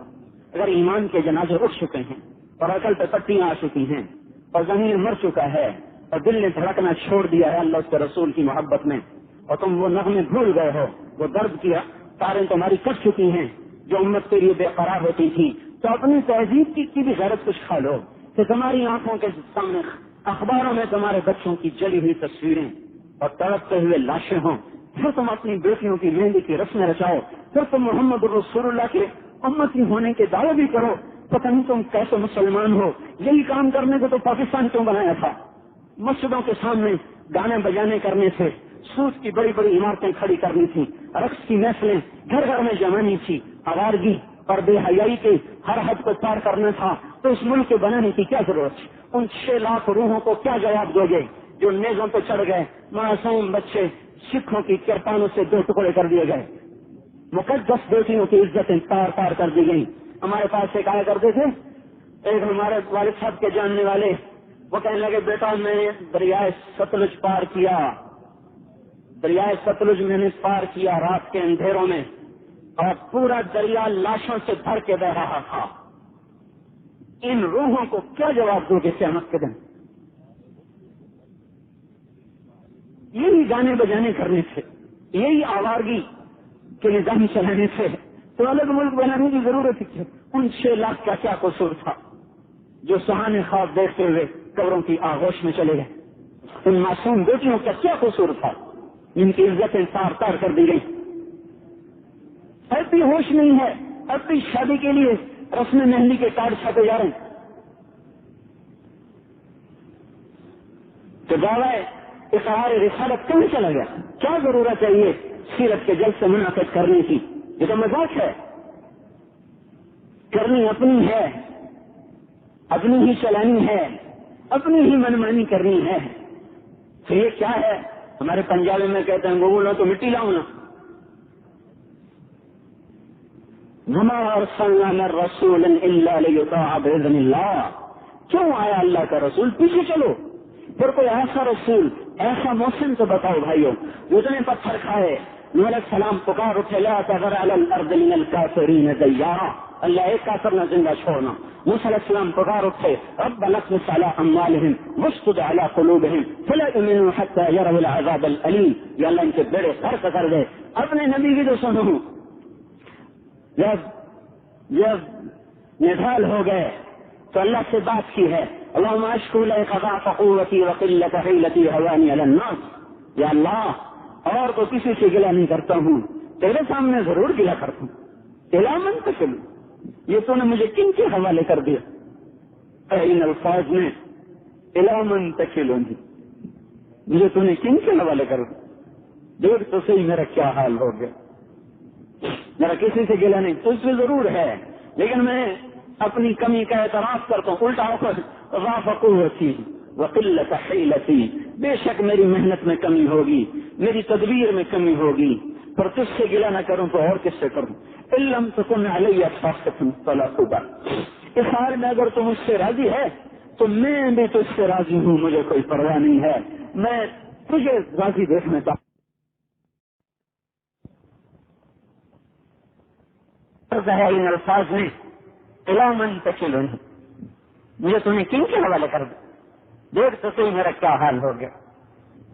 میرا کسی سے گلہ نہیں, تجھ سے ضرور ہے, لیکن میں اپنی کمی کا اعتراف کرتا ہوں. الٹا ہو کر ضعف قوتی وقلت حیلتی، بے شک میری محنت میں کمی ہوگی، میری تدبیر میں کمی ہوگی، اور کس سے گلا نہ کروں تو اور کس سے کروں؟ ان لم تکن علی ساخطا فلا ابالي، اس حال میں اگر تم مجھ سے راضی ہے تو میں بھی تجھ سے راضی ہوں، مجھے کوئی پرواہ نہیں ہے، میں تجھے راضی دیکھنا چاہتا ہوں، تو میرے پتھر کھانے پر راضی ہے تو میں بھی راضی ہوں۔ لیتک تحلو والأيام مريرة وليتك ترضى والأنام غضاب وليس الذي بيني وبينك عامر وبيني وبين العالمين خراب فإذا صح منك البد فالكل هين وكل الذي فوق التراب تراب۔ بس تو راضی ہو یا مجھے اور کسی کی پرواہ ہے؟ اللہ باقی یار تمہیں تو جوش، فرشتے آ گئے، چلیے چلیے بولیے، صرف آپ کے اشارے کی دیر ہے، ان کا نشان مٹ جائے گا۔ کیا نہیں، یہ نہ صحیح تو ان کی نسل ہی ہے۔ عہد میں پتھر پڑا، عتبہ بن ابی وقاص، پتھر جو مارا سیدھا یہاں آ کے لگ، یہاں سب چکرا کے گڑھے میں گرے، جیسے دان ٹوٹے، خود کی کڑیاں اندر گھس گئیں۔ جو ہی ہوش میں آیا، پہلا جملہ تھا، پہلا جملہ اللہم اغفر لقومی فإنہم لا یعلم، اللہ انہیں کچھ نہ کہنا، انہیں میرا پتہ کوئی نہیں۔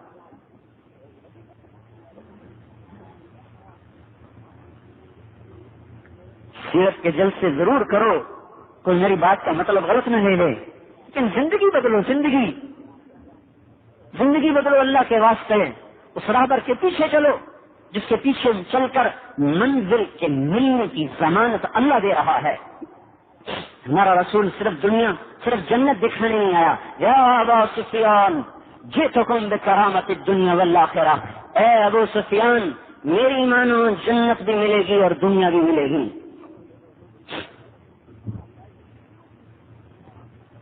23 برس پیٹ سے پتھر بند گئے، گھر پہ فاقے، 9 بیویوں کے گھر میں چولہا نہیں جل رہا، سب سے پیاری بیٹی فاطمہ، سب سے پیارے بچے حسن اور حسین جن کو اپنے سے جدا نہیں کرتے تھے، جھومی خطبہ دے رہے، خطبہ تو واجب ہوتا ہے، خطبہ دے رہے، خطبہ، دونوں بچے کھیلتے ہوئے سامنے آ گئے، دروازے کے سامنے آ گئے، دروازے کے سامنے، تو حضور صلی اللہ علیہ وسلم نے خطبہ چھوڑ دیا۔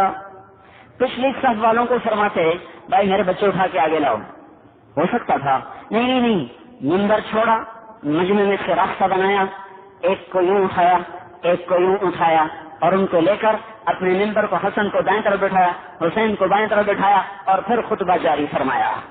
جن سے اس درجے کا پیار ہو، اسامہ رضی اللہ تعالیٰ فرماتے ہیں میں آپ سے ملنے کے لیے آیا، آپ باہر نکلے، آپ نے چادر اوپر لپیٹی ہوئی تھی اور اندر کسی کو اٹھایا ہوا تھا۔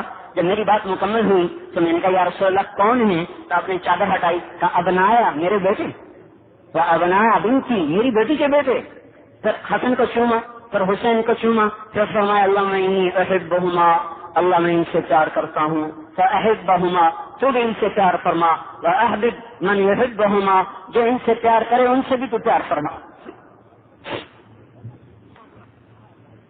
دونوں بچے نماز میں اوپر چڑھ گئے، ایک اوپر چڑھے گا نیچے گھس گیا، صحابہ آئے روکنے کے لیے، اب سجدے میں تھے، صحابہ آئے روکنے کے لیے، نماز کے اندر ہی آپ نے ہاتھ کا اشارہ کیا، پیچھے ہٹ جاؤ، کرنے دو، یہ کرتے ہیں، ان کا فاقہ کون برداشت کرے گا؟ گھر میں تشریف لائے کہ میرے بچے کہاں ہیں؟ کہ یا رسول اللہ کھانے کو کچھ نہیں تھا، روتے تھے، کھانا مانگتے تھے، علی ان کو باہر لے گئے ہیں بہلانے کے لیے کہ باہر پھر کے جی بہل جائے گا۔ اپنے آپ کو بھی فاقوں میں، اپنی اولاد کو بھی فاقوں میں، باہر گئے تو دونوں بچے دھوپ میں پانی میں کھیل رہے، اور حضرت علی گری پڑی کھجوریں اٹھا کے اپنے جھولے میں بھر رہے، جنہیں کوئی کھانے والا نہیں ہوتا۔ تو آپ نے کہا علی دھوپ چڑھی ہوئی ہے، بچوں کو گھر لے چلو۔ کہ یا رسول اللہ کچھ نہیں کھانے کو، ماں کو تنگ کرتے تھے، میں بہلانے کے لیے باہر لایا ہوں، یہ چند کھجوریں نظر آ گئی ہیں، اس سے شاید ابھی تھوڑی دیر کا گزارا تو ہو جائے گا۔ آپ بھی حضرت علی کے ساتھ مل کے کھجوریں اٹھانے میں شریک ہو گئے۔ جن سے اس درجے کا پیار تھا ان کے فاقے بھی سہ گئے، برداشت کر گئے، الٹا دعا کی اللہم اجعل رزق آل محمد قوتا، اے اللہ آل محمد کی روزی گزارے کی کر دے، اپنے امت کی تسلی کے لیے۔ پیچھے چلو بھائیو، بڑے دکھ جھیلے ہیں اللہ کے رسول نے ہمارے لیے۔ حضرت حسین رضی اللہ تعالیٰ عنہ پھر ام سلمہ سے فرمایا میرے دروازے کا پہرا دو، ایک فرشتہ آ رہا ہے جو آج سے پہلے کبھی نہیں آیا, بات کرنی ہے الگ. اندر بیٹھ گئے, ام سلمہ تارے پہ کھڑی ہوئی. اتنے میں حسین کہیں سے آ گئے تھے, وہ کھیل رہے تھے, انہوں نے اندر کی طرف آنا چاہا, ام سلمہ نے روکا, پھرتیلے تھے, جب سے لگائی اندر. تھوڑی جگہ اندر سے رونے کی آواز آئی, تو ام سلمہ نہ رہ سکی, کچھ اندر گئی, دیکھا تو حضور صلی اللہ علیہ وسلم نے یوں آپ کو سینے سے چمٹایا ہوا حسین کو, اور پھوٹ پھوٹ کے رو رہے تھے, صرف آنسو سے نہیں, ہچکیوں سے رو رہے تھے. ام سلمہ رضی اللہ تعالیٰ کی, یا رسول اللہ کیوں رو رہے ہیں؟ آپ نے ارشاد فرمایا, ابھی ایک فرشتہ جو آیا تھا وہ مجھے یہ خبر دے کر گیا ہے کہ میرے اس بیٹے کو میری امت شہید کر دے.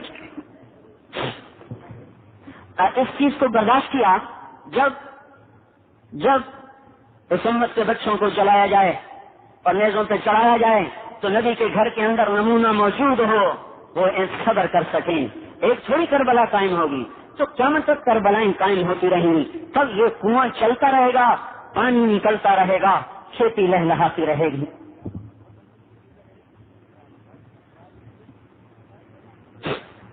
کوئی ایسا رسول ہے کائنات میں اسی کی زندگی چھوڑ کے بیٹھے ہوئے؟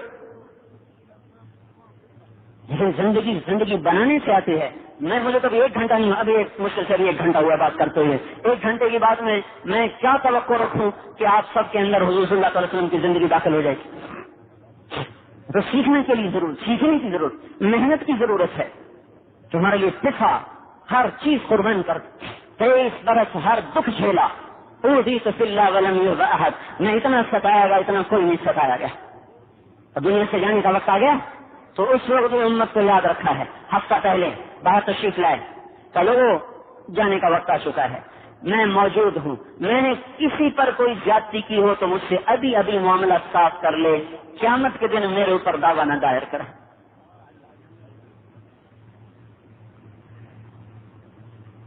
اور عبداللہ بن مسعود سے فرمایا, میرا سلام تم سب کو ہو, اور میرے بعد جو میری امت آئے ان سے بھی کہنا کہ تمہارا نبی تمہیں سلام پیش کر گیا تھا, اور قیامت تک جو آئے سب کو بتا دینا کہ تمہیں سلام کہہ گیا. جانے کا وقت آ گیا تو ملک الموت باہر, جبریل اندر. یہ موت کا انوکھا واقعہ ہے, انوکھا کیسا. ملک الموت باہر, جبریل اندر. جبریل نے پوچھا, یا رسول اللہ ملک الموت دروازے پر آ چکے ہیں, اندر آنے کی اجازت چاہتے ہیں, اجازت ہو تو اندر آئیں, اجازت ہو تو اندر آئیں. تو آپ کی اجازت دینے پر ملک الموت اندر آئے. کہ یا رسول اللہ جب سے موت کا کام ذمہ لگا ہے پہلا قصہ ہوا ہے, اجازت کا حکم دیا گیا تھا, اور آگے بھی آپ کو اختیار ہے جو نہ پہلے کسی کو ملا نہ آئندہ کسی کو ملے گا. آپ رہنا چاہیں میں واپس چلا جاؤں گا, آپ چلنا چاہیں تو میں اللہ کے حکم کو نافذ کروں گا. آپ نے ارشاد فرمایا, اگر میں تمہیں کہوں تو تم میری روح بھی قبض کرے گا؟ کہ جی یا رسول اللہ میں آپ کی روح بھی قبض کروں گا, مجھے اللہ کا حکم یہی ہے. تو آپ نے جبریل کو دیکھا, تو کیا کہتا ہے, سوالیہ نشان مغرون, تو کیا کہتا ہے؟ جبریل بولے, یا رسول اللہ آپ کی ملاقات کا شوق رکھتے ہیں. تو آپ نے فرمایا, اچھا جاؤ پہلے اللہ تعالیٰ سے پوچھ کے آؤ, میرے بعد میری امت کے ساتھ کیا کرے گا میں اس کے بعد جواب دوں گا, مجھے جانا ہے یا رہنا ہے. جبریل واپس گئے, ملک الموت کھڑے رہے. جبریل پیغام لے کر آئے, لا نقبل امتک, ہم آپ کی امت کو آپ کے بعد تنہا نہیں چھوڑیں گے, آپ کی امت کا ساتھ دیں گے. آپ نے فرمایا, الآن قرۃ عینی, اب میری آنکھیں ٹھنڈی ہیں. اللہم الرفیق الاعلی, اللہ مجھے اوپر والوں کا ساتھ نصیب فرما. اور اسرائیل کو اجازت دی کہ تو اپنا کام کر. ادھر اس نے کام شروع کیا, ادھر پھر آخری لمحات میں اپنی امت کو الوداعی نصیحت فرمائی, الصلاۃ وما ملکت ایمانکم, اے میری امت نماز نہ چھوڑنا. یونیورسٹی میں کتنے بچے ہیں جو نمازی ہیں؟ فیصلہ آباد میں کتنے مرد عورت ہیں جو نمازی ہیں؟ پاکستان میں کتنے مرد عورت ہیں جو نمازی ہیں؟ پوری دھرتی پر کتنے مسلمان ہیں جو نمازی ہیں؟ آخری نصیحت الصلاۃ, نماز نہ چھوڑنا. وما ملکت ایمانکم, ماتحتم سے اچھا سلوک کرنا. غلام مراد نہیں ہے صرف, ہر ماتحت, دسم پرس اور غریب کمزور طبقہ, ماتحتم سے اچھا سلوک کرنا. 2 لفظوں میں پھر 23 برس کی محنت کا خلاصہ بتایا. حقوق اللہ, الصلاۃ, حقوق العباد, وما ملکت ایمانکم, نہ نماز چھوڑنا نہ محتاطوں سے برا سلوک کرنا. تو جب آواز اور دھیمی ہو گئی تو الصلاۃ الصلاۃ, نماز نماز نماز. آخر میں فرمایا, اللہم الرفیق الاعلی, اوپر والوں کا ساتھی چاہتا ہوں. اور آپ کی آنکھیں بند ہو گئی. اور یہ واحد موت ہے جس پر اسرائیل کی بھی آنسو نکل آئے. جنہوں نے آپ کی روح کو قبض کیا تو ان کے بھی آنسو نکل کر واہ محمد, اس کی ہے نکل گئے اور آسمانوں کی طرف جا رہے تھے, روتے ہوئے جا رہے تھے. ساری کائنات میں اس سے بڑا حادثہ کوئی نہیں ہے. حضرت علی رضی اللہ تعالیٰ عنہ غسل دے رہے تھے اور ساتھ رو رہے تھے. کہتے یا رسول اللہ، آپ کی موت پر انسانیت کو وہ نقصان ہوا ہے جو کسی نبی کی موت پر بھی نہ ہوا، کہ آپ کے بعد تو اب نبوت کا در ہی بند ہو گیا. یا رسول اللہ، اگر آپ نے ہمیں نہ روکا ہوتا تو آج ہم ساری دنیا کو رو کے دکھاتے کہ میت پہ کیسے رویا جاتا ہے، مرنے والوں پہ کیسے رویا جاتا ہے. لیکن آپ نے ہمیں منع فرمایا کہ میرے اوپر کوئی آواز سے مت روئے. آخری لمحے تک اپنی امت کو نہیں بھلایا. اور پھر یہ کہانی صرف یہیں ختم نہیں ہو رہی، ذرا آگے دیکھنے کی کوشش فرمائیں. جب ماں بھاگ چکی ہے، بیوی ساتھ چھوڑ چکی ہے، بچے تو دنیا میں آج کے باغی ہیں، موت کے بعد کیا توقع رکھیں گے؟ پہلے زمانے کے ماں باپ تھے جن کی اولادیں سہارا بنتی تھی، آج کی اولاد تو پیدا بعد میں ہوتی ہے، دعوے پہلے کرتی ہے ہمارے لیے تو نے کیا کیا ہے، میرے لیے تو نے بنایا کیا ہے. باپ کو بیٹا کہہ رہا ہے میرے لیے تو نے کیا کیا ہے. یہ اولادیں تو دنیا میں ایسی ہیں، موت کے بعد کیا کام آئیں گی. تو ایک وحشت کا عالم ہے، ایک بھوک کا عالم ہے، ایک سناٹا ہے. خشعت الاصوات، آوازیں پست ہو چکی ہیں. عنت الوجوہ، چہرے جھک چکے ہیں. ينظرون من طرف خفی، نظریں بھی جھک چکی ہیں. خاشعۃ ابصارهم، نظروں کے پردے جھک چکے ہیں. آواز سنائی نہیں دے رہی، سناٹا ہے. اور اللہ کی آواز آتی ہے جہنم کو لایا جائے، جہنم کو لایا جائے گا. وہ آ کر تفور تکاد تمیز من الغیظ، وہ غصے سے چیخ مارے گی. اس چیخ پر کیا ادنا و اعلیٰ، کیا بڑے اور چھوٹے، سب زمین پر گریں گے گھٹنوں کے بل.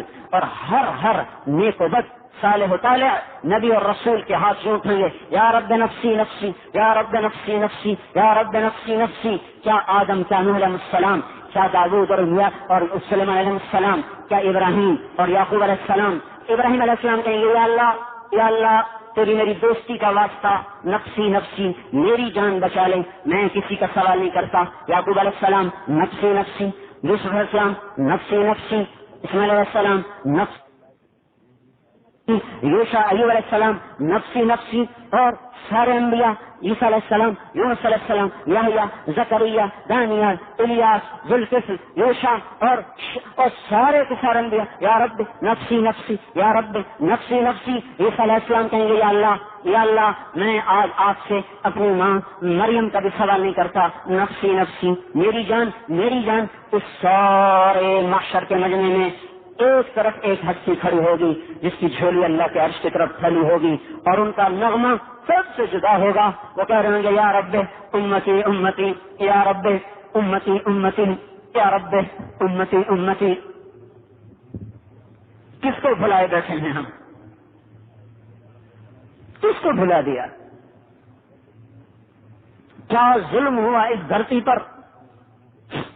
کس کے تو کیا ہم آزاد ہیں؟ ہمارا کوئی رہبر نہیں، جیسا مرضی بود و باش اختیار کریں. کیا ہماری کوئی سمت نہیں؟ ہمیں کسی نے انگلی پکڑ کے چلنا نہیں سکھایا. حشر کی تپتی ہوئی فضا، بہکتی ہوئی جہنم بھی اللہ کے نبی کو اپنی امت سے غافل نہیں کر سکی. اے اللہ میری امت، یا اللہ میری امت، یا اللہ میری امتی امتی امتی امت. ایک لفظ کا تکرار، اس کا مطلب یوں بنتا ہے ہماری زبان میں، اس کا مطلب یوں بنتا ہے یا اللہ میری امت کو بچا لے، میری امت کو معاف کر دے، میری امت کو معاف کر دے. یا اللہ نہیں کرنا پھر بھی کر دے. میرے بھائیو، صرف رسم و رواج میں نہ اٹک جائیں، کچھ آگے بھی قدم بڑھائیں. حضرت محمد صلی اللہ تبارک و تعالی علیہ وسلم کی مبارک زندگی پر آؤ میرے بھائیو. تبلیغ اس کو سیکھنے کی محنت ہے. ہم کوئی جماعت نہیں ہے، تبلیغی جماعت کوئی جماعت نہیں ہے. اللہ کے رسول کی مبارک زندگی کو اپنے اندر اتارنے کی محنت ہے. اور ہمارے نبی آخری ہیں، آپ کے بعد کوئی نہیں. تو آپ کا پیغام، آپ کی مبارک زندگی دنیا کے آخری انسان تک پہنچانا، یہ اللہ کا نبی ہمارے ذمے لگا کر گیا ہے. لہذا ہر گھر، ہر در اور آخری کنارے تک اللہ کے پیغام کو پہنچانا یہ تبلیغی جماعت کی وجہ سے ہمارے ذمے نہیں ہے، بلکہ ہم اپنے نبی کو آخری نبی ماننے کی وجہ سے اللہ تعالیٰ نے اس امت کے ذمے کیا کہ فَلْيُبَلِّغِ الشَّاهِدُ الْغَائِبُ، میرا پیغام غائبین تک پہنچانا تمہارے ذمے ہے. تو ہم سیرت کے جلسوں کے ساتھ پچھلی زندگی پر توبہ کریں کہ ہم نے آج تک منمانی کی، اپنی مرضی کی، اس کی چاہت کو چاہت نہ بنایا، اس کی زندگی کو اپنی زندگی نہ بنایا. 10 دن یاد کیا اور 360 دن اس کو بھلایا.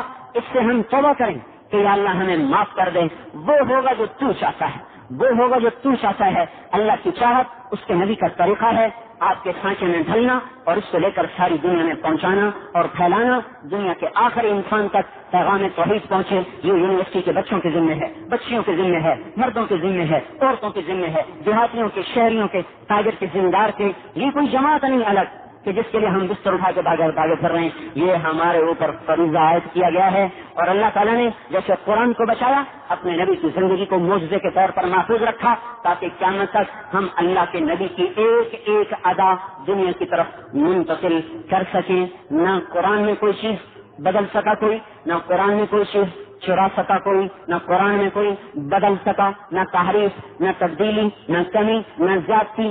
ایسے ہی ہمارے نبی کی زندگی کو نہ کوئی بدل سکا، نہ گھٹا سکا، نہ بڑھا سکا، نہ اس میں تحریف کر سکا۔ جس نے بھی اس نے تحریف کو کرنے کی کوشش کی، اللہ کے غیبی نظام نے اسے اٹھا کے پٹک سے باہر پھینک دیا۔ بڑے بڑے انکار حدیث کے فتنے اٹھے۔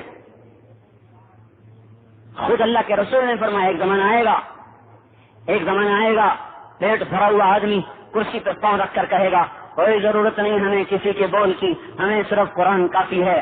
اس سے پوچھنا کہ قرآن سے نکال کے دکھاؤ گدھا حلال ہے کہ حرام ہے۔ خود اللہ کا نبی سوال ڈال گئے، جو یہ کہے کہ ہمیں کسی حدیث کی ضرورت نہیں ہے، پھر اس سے سوال کرنا کہ قرآن سے نکال کے بتاؤ گدھا حلال ہے کہ حرام ہے۔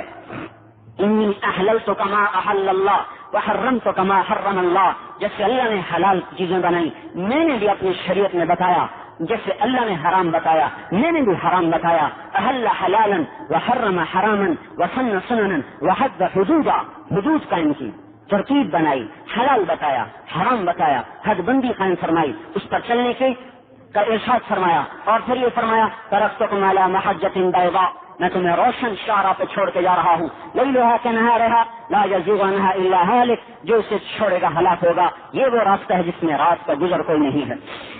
1423 سال ہم سے اللہ کے نبی کی زندگی کو کیا چھینتا، کیا بھلاتا، کیا بدلتا۔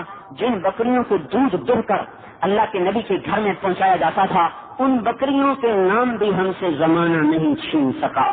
اجوا ایک بکری ہے، سقیا یہ دوسری بکری ہے، زمزم یہ تیسری بکری، ورثہ چوتھی، برکہ پانچویں، اور اطلال چھٹی، اطراف ساتویں، قمرہ آٹھویں، غیثہ نویں۔ یہ 9 بکریاں ہیں جن کا دودھ سر شام دوہا جاتا تھا اور حضور کے گھر پہنچایا جاتا تھا۔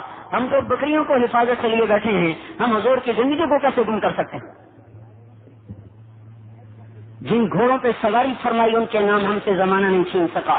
سقط، سبحہ، لحیف، تراز، مرتجز۔ میں صرف چند نام بتا رہا ہوں، سارے نہیں گننا چاہتا، چند نام بتا رہا ہوں تاکہ آپ کے سامنے ایک نمونہ آئے۔ جن خچروں پہ سواری فرمائی، دلدل، عفیر۔ جن اونٹنیوں پہ سواری فرمائی، شہبا، جدعا، ازبا، اسوا۔ جس گدھے پہ سواری فرمائی، یافور۔ اتنی معمولی چیزیں ہم نہیں بھلا سکے، ہم اپنے نبی کی زندگی کیسے بھلا سکتے ہیں؟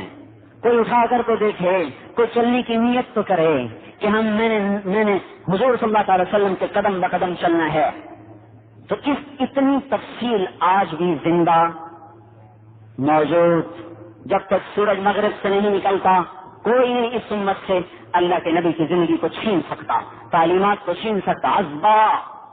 ازبا اونٹنی، جب آپ کا انتقال ہوا تو اس نے کھانا پینا چھوڑ دیا اور آپ ہی کے غم میں بھوکے پیاسے تڑپ تڑپ تو مر گئی۔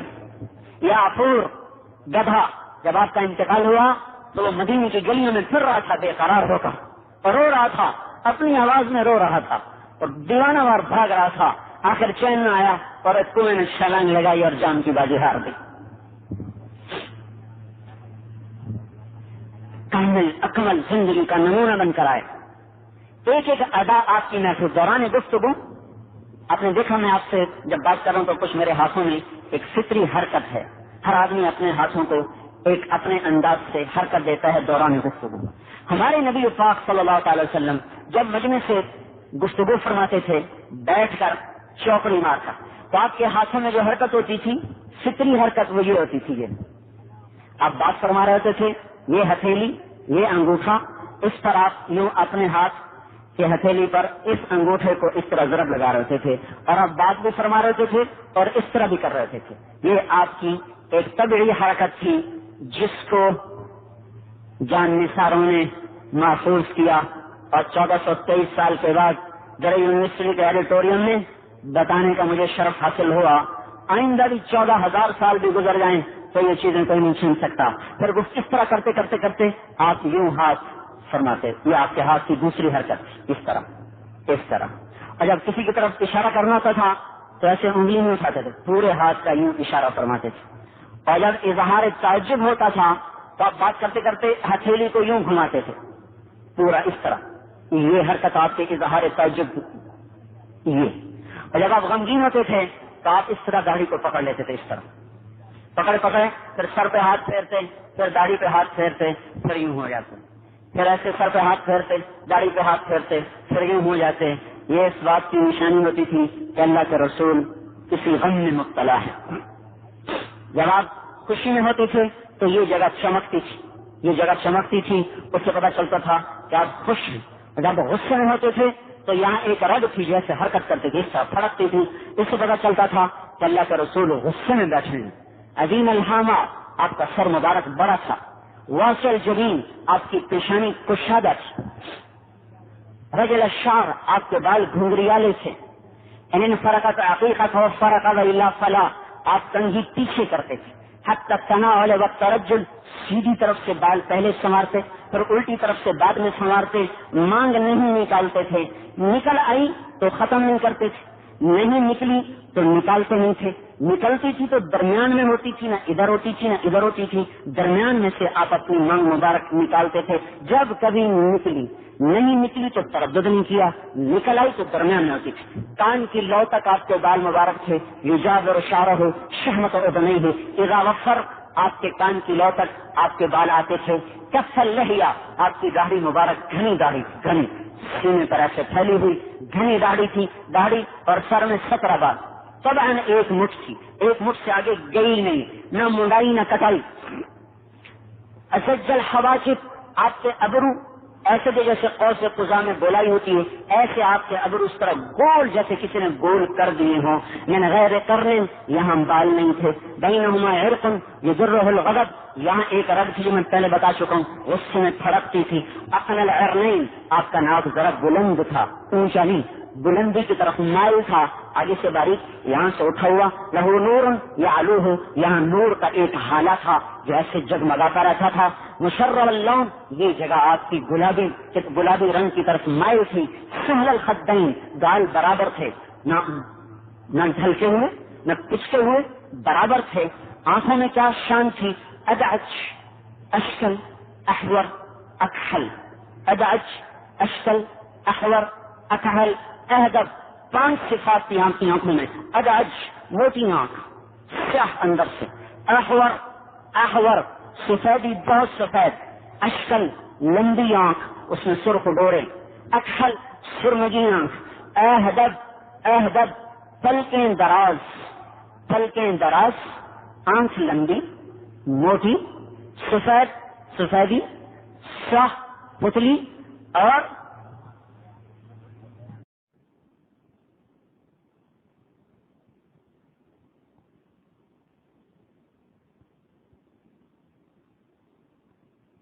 طرف, یہ حفاظت طرف.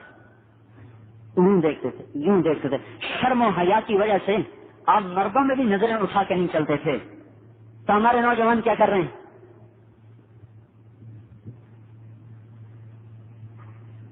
ولی الفم, ہونٹ بڑے خوبصورت, تراشے ہوئے, چوڑا منہ. اشنب, دانت باریک. مفلج, اوپر کے نیچے کے 4 دانتوں میں ہلکا سا خلا. براق الثنایا, جب آپ مسکراتے تھے تو آپ کے دانتوں سے نور نکلتا تھا, جو سامنے کسی چیز کوئی ہوتی تو اس پر اس نور کی شعاع پڑتی تھی.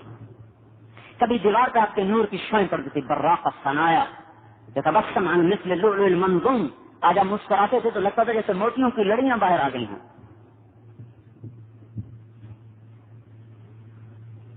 فی عنقہ سطع, آپ کی گردن بلند تھی. وسیم, فصیم, وسیم کسے کہتے ہیں؟ خوبصورت. حسین کسے کہتے ہیں؟ خوبصورت. قسیم کسے کہتے ہیں؟ خوبصورت. اس سے آپ کو اردو کی کہ دامن کی تنگی کا پتہ چلے گا. ہمارے پاس تینوں الفاظ مترادف آ کے بن جاتے ہیں. حسین خوبصورت، وسیم خوبصورت، قسیم خوبصورت.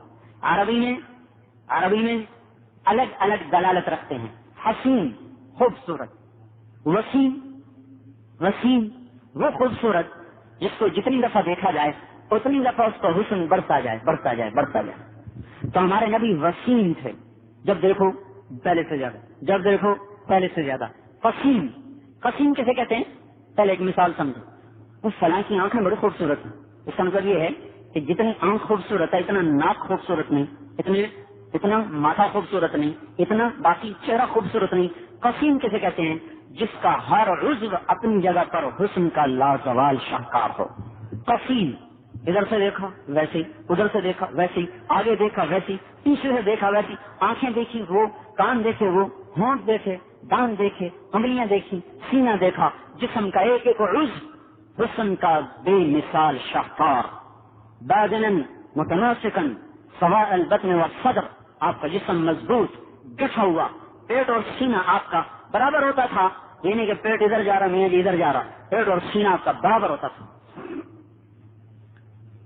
اشرت ذراعین، یہاں کچھ بال تھے. والمنکبین، کچھ ہلکے یہاں پر. واعلی الصدر، تھوڑے سے یہاں پر. دقیق المسربہ، سینے کے درمیان میں سے ایک بالوں کی باریک دھار، باریک خط چلتا تھا جو ناف تک پہنچتا تھا. باقی انور المتور عاری البدن، باقی آپ کا سارا جسم بالوں سے صاف تھا، باقی جسم پر بال نہیں تھے. انور المتجرد، جو بازو، جو ہاتھ، پاؤں، چہرہ جو آپ کا کپڑے سے باہر ہوتا تھا ویسے جگمگاتا تھا. مسیح القدمین، پاؤں آپ کے چمکیلے اور نرم اور اس طرح لگتا جیسے تیل لگا ہوا. خمسان الاخمسین، تلوے ابرے ہوئے. اذا زال زال قلعا، پاؤں پورا اٹھا کے رکھتے تھے، پاؤں پورا اٹھا کے چلتے تھے. یخطو تکفن، کندھے آگے جھکا کے چلتے تھے، ایسے اکڑ کے نہیں چلتے تھے، کندھے جھکا کے چلتے تھے. یسوق اصحابہ، اپنے ساتھیوں کو آگے چلاتے تھے، خود پیچھے چلتے تھے. کہیں کوئی تکبر کا شائبہ نہ آئے، آپ تو پاک ہیں، پھر اتنی احتیاط فرماتے تھے. اذا التفت جميعا، جب ادھر سے کوئی بلاتا تھا تو صرف گردن نہیں دیتے تھے، جب ادھر سے کوئی بلاتا تھا تو صرف اتنا نہیں دیکھتے تھے. ادھر کسی نے بلایا یا رسول اللہ تو پہلے یوں ہو جاتا، سارا سینہ اس کی طرف متوجہ کرتے، پھر فرماتے جی فرمائیے. ادھر سے کوئی بلاتا تو صرف اتنا نہیں کرتے، پورا ایسے متوجہ ہوتے جی فرمائیے، پورا سینہ اس کو دے کر پھر کہتے جی فرمائیے. جب کوئی کہتا جی آپ سے بات کرنی تو یوں کان کر دیتے، وہ لگا رہتا لمبی سنائے مختصر سنائے، آپ نہیں فرماتے تھے مختصر کرو. ایسے ہی گردن رکھتے تھے. جب وہ اپنی بات ختم کرتا تھا پھر آپ ایسے سیدھے ہوتے تھے. جب کوئی مسافہ ہم نے ہاتھ پکڑتا تو جب تک وہ ہاتھ نہیں چھوڑتا تھا آپ اپنا ہاتھ پیچھے نہیں کرتے تھے. انک لعلی خلق عظیم، یہ وہ اخلاق ہیں جن کی قرآن قسم اٹھاتا ہے اور اللہ تعالیٰ آپ کے ان اخلاق کی تعریف فرماتا ہے. تو میں نے یہ اس لیے آپ کے سامنے رکھا، یہ بڑی مشکل حدیث ہے جس کو میں نے بڑی مشکل سے ضبط کیا. اس میں اتنے فصیح الفاظ ہیں جن کو زبان پہ چڑھانا ہی بڑا مشکل، لیکن میں اس کو ہر مجمع میں کہہ رہا ہوں کہ لوگوں کو پتہ چل جائے یہ ہے ہمارا رسول. اب قدم اٹھاؤ گے تو سننے کے بعد اٹھاؤ گے، اب اللہ کی حجت تمام ہو چکی ہے. اور میرے بھائیو، ایک نمبر یہ بچے اگر ایک نمبر سے رہ جائیں فیل ہو جاتے ہیں. ہمارا گاؤں ہے کولمبے کے ساتھ، ایک بچہ ہے وہاں بڑا قابل غریب بچہ ہے، پڑھ رہا ہے لاہور میں. میرے پاس آیا کہ جی بڑا افسوس ہے ایک نمبر سے فیل ہو گیا، صرف ایک نمبر سے فیل ہو گیا، ایک نمبر سے. اب دوبارہ سارا امتحان دینا پڑے گا. ایک نمبر کی کمی نے فیل کر دیا، ایک ووٹ کی کمی نے ہرا دیا، تو کیا اللہ کے رسول کی سنت کو چھوڑنے سے کوئی کمی نہیں آتی؟ کوئی کمی نہیں آتی. ایک بوری کھاد، آپ یہ سارے زرعی ماہرین بیٹھے، اتنی کھاد ڈالو، اتنی کھاد ڈالو، یہ ڈالو وہ ڈالو، ایک بوری کھاد کم کر دی جائے ساری فصل کا رنگ پیلا پڑ جاتا ہے. اللہ کے رسول کی سنت کو چھوڑنے سے ایمان کی فصل لہلہاتی رہے گی، کیا وہاں پیلاہٹ نہیں آئے گی؟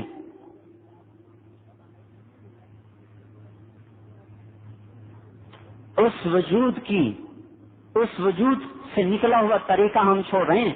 جس وجود کی اللہ قسم اٹھاتا ہے، لعمرک اے میرے نبی مجھے تیری جان کی قسم۔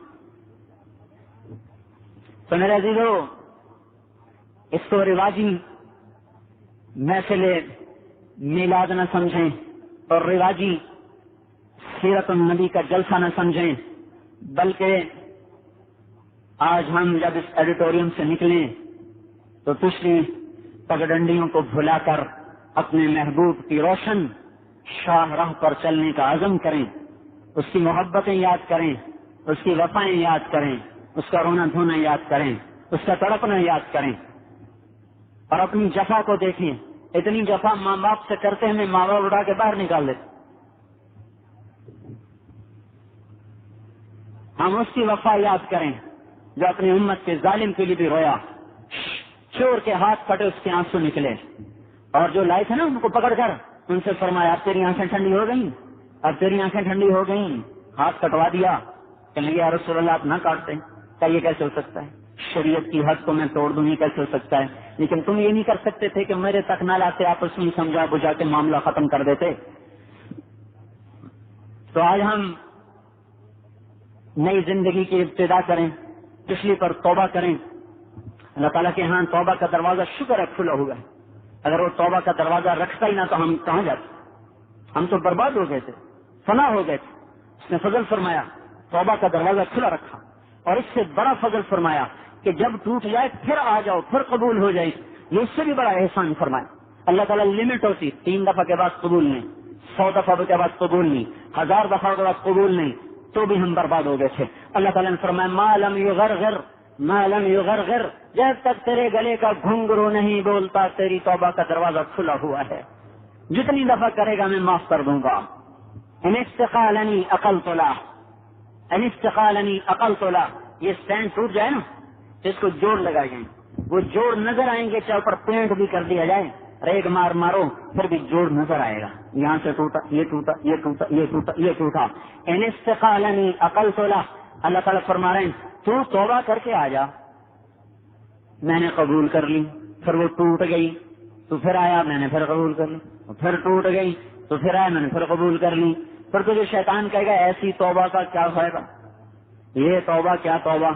تو دیکھو گھبرانا نہیں، 1000 دفعہ بھی تیری ٹوٹ جائے تو جب تو آئے گا تو جیسے میں نے تیری پہلی توبہ کو جس خوشی سے قبول کیا تھا اسی خوشی سے تیری 1000ویں توبہ بھی قبول کروں گا۔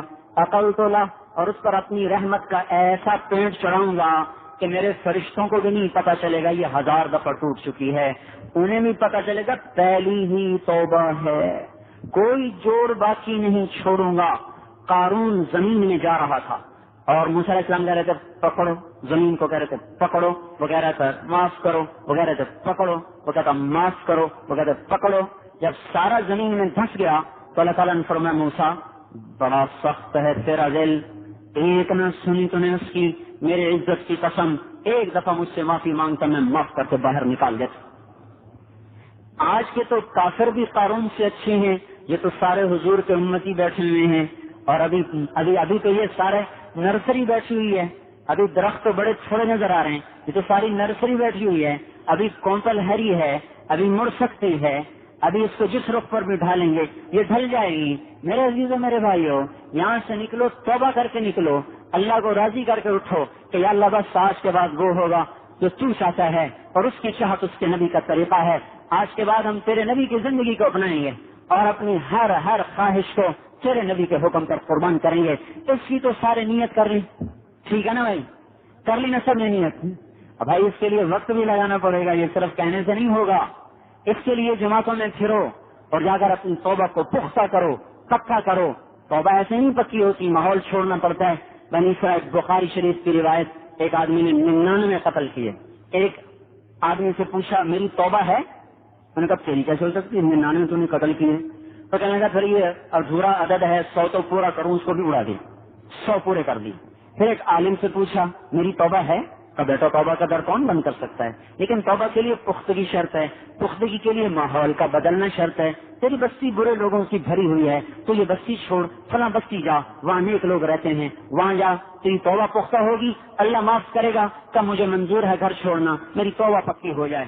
گھر سے نکلا، راستے میں موت نے آن گھیرا، یہ کمزور ہوا، اس نے یہ گرا، یہ گر کر بیٹھا نہیں بلکہ ایسے لڑکتا رہا، ایسے رینگتا رہا. جب اس کو موت آئی تو یہ ایسے مرا، اس کے ہاتھ آگے کی طرف سے منزل کی طرف اور آگے اپنے جسم کو کھینچ رہا. یہ ادا اللہ کو پسند آئی.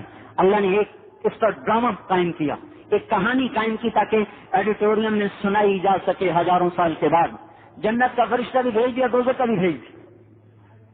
جنتی کہیں ہمارا آدمی ہے توبہ کر چکا ہے، جہنمی کہیں ہمارا آدمی ہے 80 میں نہیں پہنچا، توبہ پوری نہیں ہے. اللہ تعالیٰ نے تیسرا فرشتہ بھیجا فیصلے کے لیے. بھائی فیصلہ کرو، کیا اگر نیکوں کے قریب تو جنتی، گھر کے قریب تو دوزخی. فاصلہ ناپا گیا، وہ تو یہاں مرا پڑا تھا، فاصلہ ادھر زیادہ تھا ادھر کم تھا. جب ناپنے لگے تو زمین اللہ کی، دھرتی اللہ کی. اللہ نے ادھر کی زمین جگہ تو سکڑ جا، ادھر کی زمین جگہ تو پھیل جا. یہ پھیل گئی، وہ سکڑ گئی. فاصلہ ناپا گیا، ادھر گھٹ گیا، ادھر بڑھ گیا. اللہ نے فرمایا جاؤ ہم نے معاف کر دیا، بخشش کر. تو جب بنی اسرائیل کے ساتھ یہ کرتا ہے، یہ تو سارے حضور کے امت کے بیٹھے ہوئے شہزادے. تو بھائی ہم سب توبہ کریں، ٹھیک ہے نا؟ اس کی پختگی کے لیے وقت بھی لگاؤ اور پھر وہ بھی صحیح، اور اللہ کا پیغام، اللہ کا نبی کا پیغام سارے عالم میں پہنچانے کی نیت کرو. یہ سیرت النبی کا ایسا جلسہ ہو جو ہماری زندگیوں کو بدل دے. اللہ ہم سب کو عمل کی توفیق ہو. فصلی علی سیدنا و مولانا محمد کما انت اہلہ وصل بنا ما انت اہلہ انک اہل التقوی و اہل المغفرہ. ربنا آتنا فی الدنیا حسنہ وفی الآخرۃ حسنۃ وقنا عذاب النار وقنا عذاب النار وقنا عذاب النار. یا اللہ تو ہم سب کے جمع ہونے کو قبول فرما. یا اللہ ہم نے تیرے محبوب کی سیرت کو یاد کیا، آپ کا تذکرہ کیا. یا اللہ ہمیں ان کے مطابق ڈھلنے اور چلنے کی بھی توفیق عطا فرما. یا اللہ ہم تیرے بھی مجرم ہیں اور تیرے محبوب کے بھی مجرم ہیں. ان کے احسانات کے بدلے میں ہم نے سوائے نافرمانی کے اور کچھ نہیں دیا. یا اللہ ہماری اس احسان فراموشی کو معاف فرما دے. اے زمین آسمان کے مالک اور خالق، ہماری زندگیوں کی راہوں کو، ہماری زندگی کی ترتیب کو اپنے نبی کی زندگی کے سانچے میں ڈھال دے. یا اللہ اس حال میں موت آئی تو نہ ہم تیرے سامنے کھڑے ہو سکتے ہیں، نہ تیرے محبوب کو شکل دکھا سکتے ہیں. اے زمین آسمان کے مالک اور خالق، ہماری سختیوں کو دور فرما دے اور اپنے محبوب کی پیاری زندگی ہمارے لیے سہل فرما دے، آسان فرما دے. یہ ہماری نسل ہے، یہ ہماری نرسری ہے، یہ باطل کے ہاتھوں اے اللہ اپنا سب کچھ گنوا بیٹھی ہے. یا اللہ تیرے سامنے ہمارا گلہ ہے. اے اللہ ہم پیسے کے اتنے فقیر نہیں ہیں جتنا ہم نسل کے فقیر ہو گئے ہیں. ہماری ساری نسل اپنا آپ بلا چکی ہے، اپنی منزل کھو چکے ہیں، اپنے راستے بھول چکے ہیں. یا اللہ ہماری نسل واپس اسلام کی طرف لوٹا دے، اپنے محبوب کی پیاری زندگی کی طرف لوٹا دے. جن گناہوں کی وجہ سے ہمارا نصیب ڈوبا تو ہم سے روٹھ گیا، ناراض ہو گیا اور ہمیں تو نے ذلتوں کے گڑھوں میں پھینکا، دشمنوں کے حوالے کیا. ہمارے وہ گناہ معاف کر دے، ہماری سختیوں کو دور کر دے. ہمارے پاس کچھ نہیں تجھے دکھانے کو یا اللہ، بس ایک ہی چیز ہے، ہم نے تجھے وحدہ لا شریک مانا. جو عمل تجھے سب سے زیادہ پسند ہے توحید کا اقرار، وہ ہم نے یا اللہ تہ دل سے مانا. جو عمل تجھے سب سے زیادہ مبغوض ہے شرک، ہم اس سے بیزار. اے مالک اس کے درمیان ہم سے بڑے قصور ہوئے ہیں، وہ سارے معاف فرما دے. اپنے محبوب کی مبارک زندگی پورے ملک میں زندہ کر دے، پوری امت میں زندہ کر دے. یا اللہ تجھ سے دور ہو کر، تیرے نبی کی زندگی سے دور ہو کر ہم نے بڑے دکھ اٹھائے ہیں اور مسلسل اٹھائے چلے جا رہے ہیں. یا اللہ اب تو ہمارے لیے مدد کا دروازہ کھول دے اور اپنی محبوب کی زندگی کو ہمارے لیے آسان کر دے.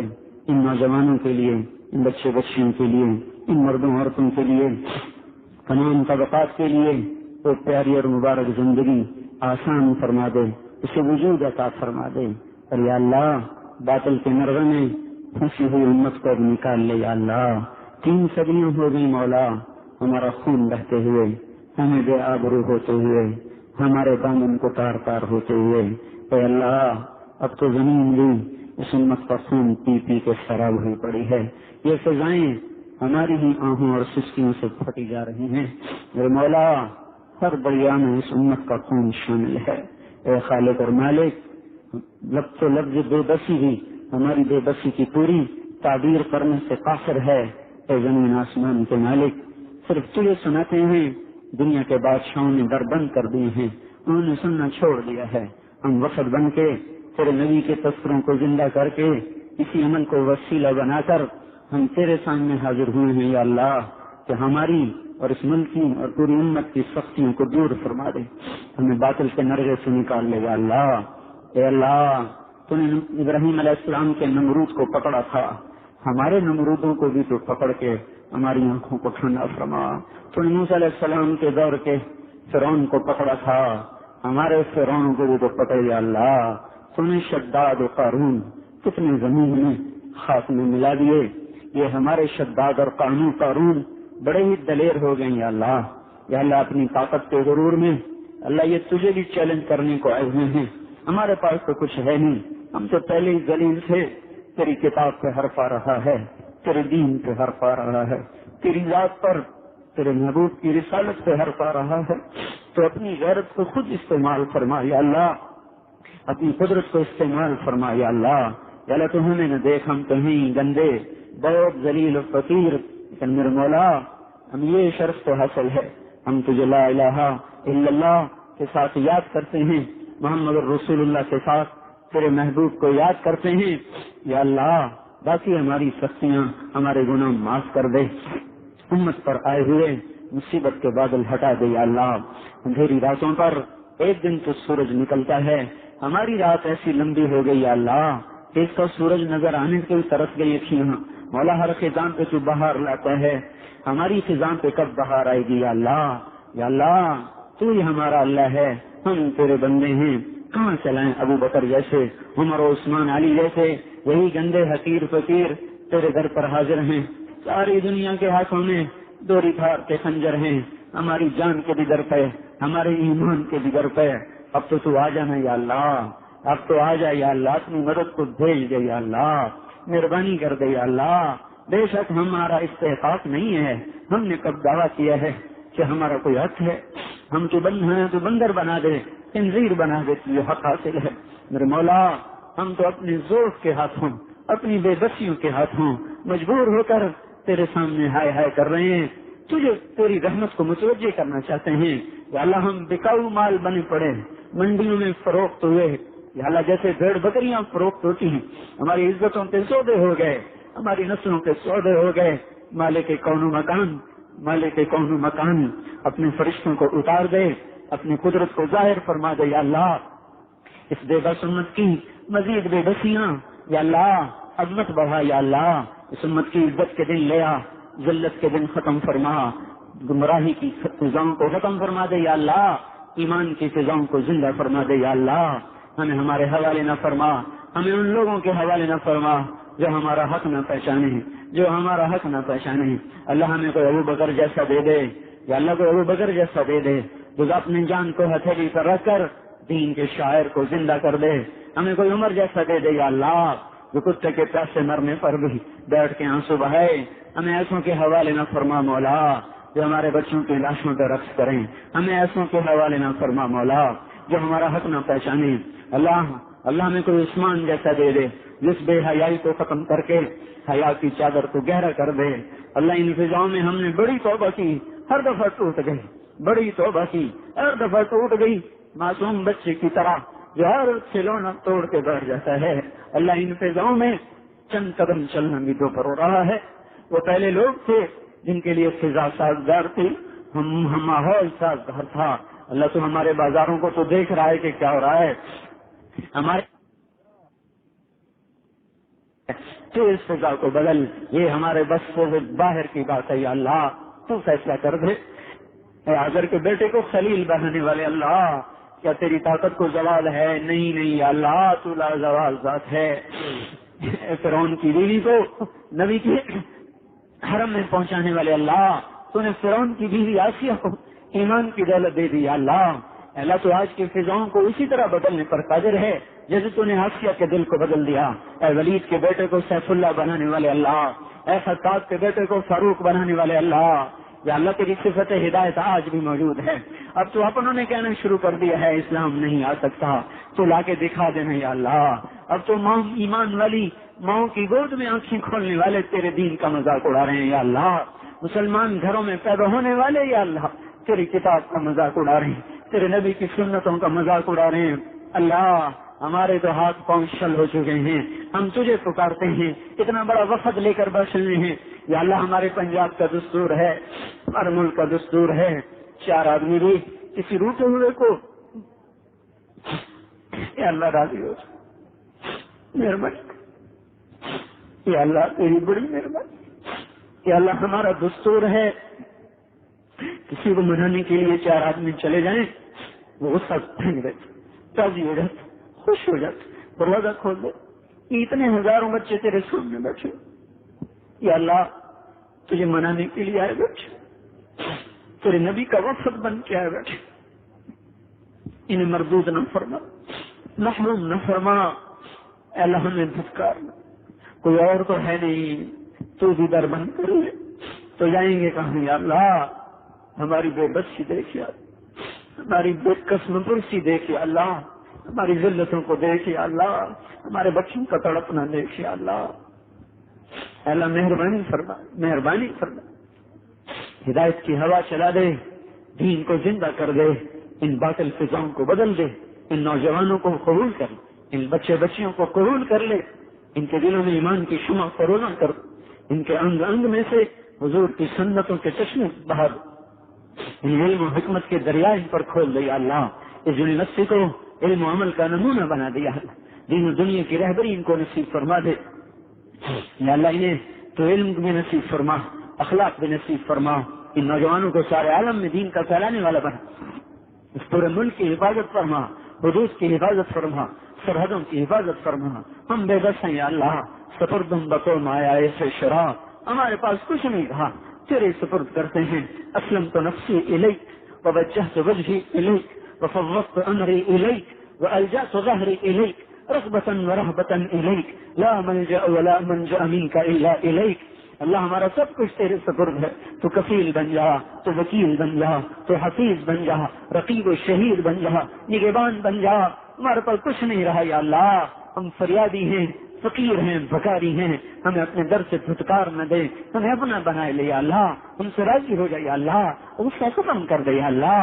اللہ تو ہمارے سامنے ہوتا ہم تیرے پاؤں پڑ جاتے، ہم تجھ سے تیرے پاؤں میں گر کے تجھے مناتے یا اللہ. بچہ ماں کی گود میں گرتا ہے، ماں سارا غصہ بھلا دیتی ہے یا اللہ. ہم بھی تیرے سامنے گرے پڑے ہیں یا اللہ. تو ماں ان سے زیادہ شفیق، 70 گنا زیادہ پیار کرنے والا.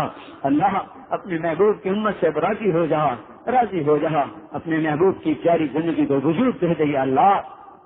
اس سارے مہینے کو قبول کر لیں. یہ نوجوان بھی بیٹھے، لڑکے اور لڑکیاں بھی ہیں، پڑھانے والے بھی ہیں، سب بیٹھے ہوئے ہیں، شہر کے لوگ بھی ہیں. ان سب کو قبول کر لیا اللہ، اور پورے شہر پر اپنی رحمت کو اتار دے، اس یونیورسٹی پر اتار دے، حاضرین و سامعین پر اتار دے.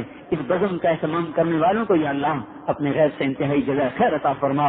اس یونیورسٹی کا نظام چلانے والوں کو اپنے غیب سے اللہ کو علم عطا فرما، الہام فرما یا اللہ. پوری امت پر جہاں جہاں مصیبتوں کے بادل چھائے ہوئے ہیں اللہ انہیں دور کر دے. امت کو امت پناہ نصیب فرما دے، شاعر اسلام کو زندہ کر دے. اللہ ہم کہاں تیرے نبی کی شان بیان کر سکتے ہیں؟ ہمارا تو شان بیان کرنا بھی گستاخی اور توہین ہے. اور یا اللہ ہمارا بول کچھ اور ہے، ہمارا عمل کچھ اور ہے. ہمارے قول و فعل کے تضاد کو یا اللہ معاف کر دے یا اللہ. ہم نے یاد کس کو کیا، پیچھے کس کے چلے، رہبر کسے مانا، راہیں کس کی اختیار کی. ہماری اس یا اللہ قول و فعل کی مخالفت کو معاف کر دے یا اللہ. ہمیں اپنے محبوب کے سانچے میں ڈھلنے والا بنا دے یا اللہ. ہم سب سے راضی ہو جا، ہمیں اپنے سے راضی کر لے.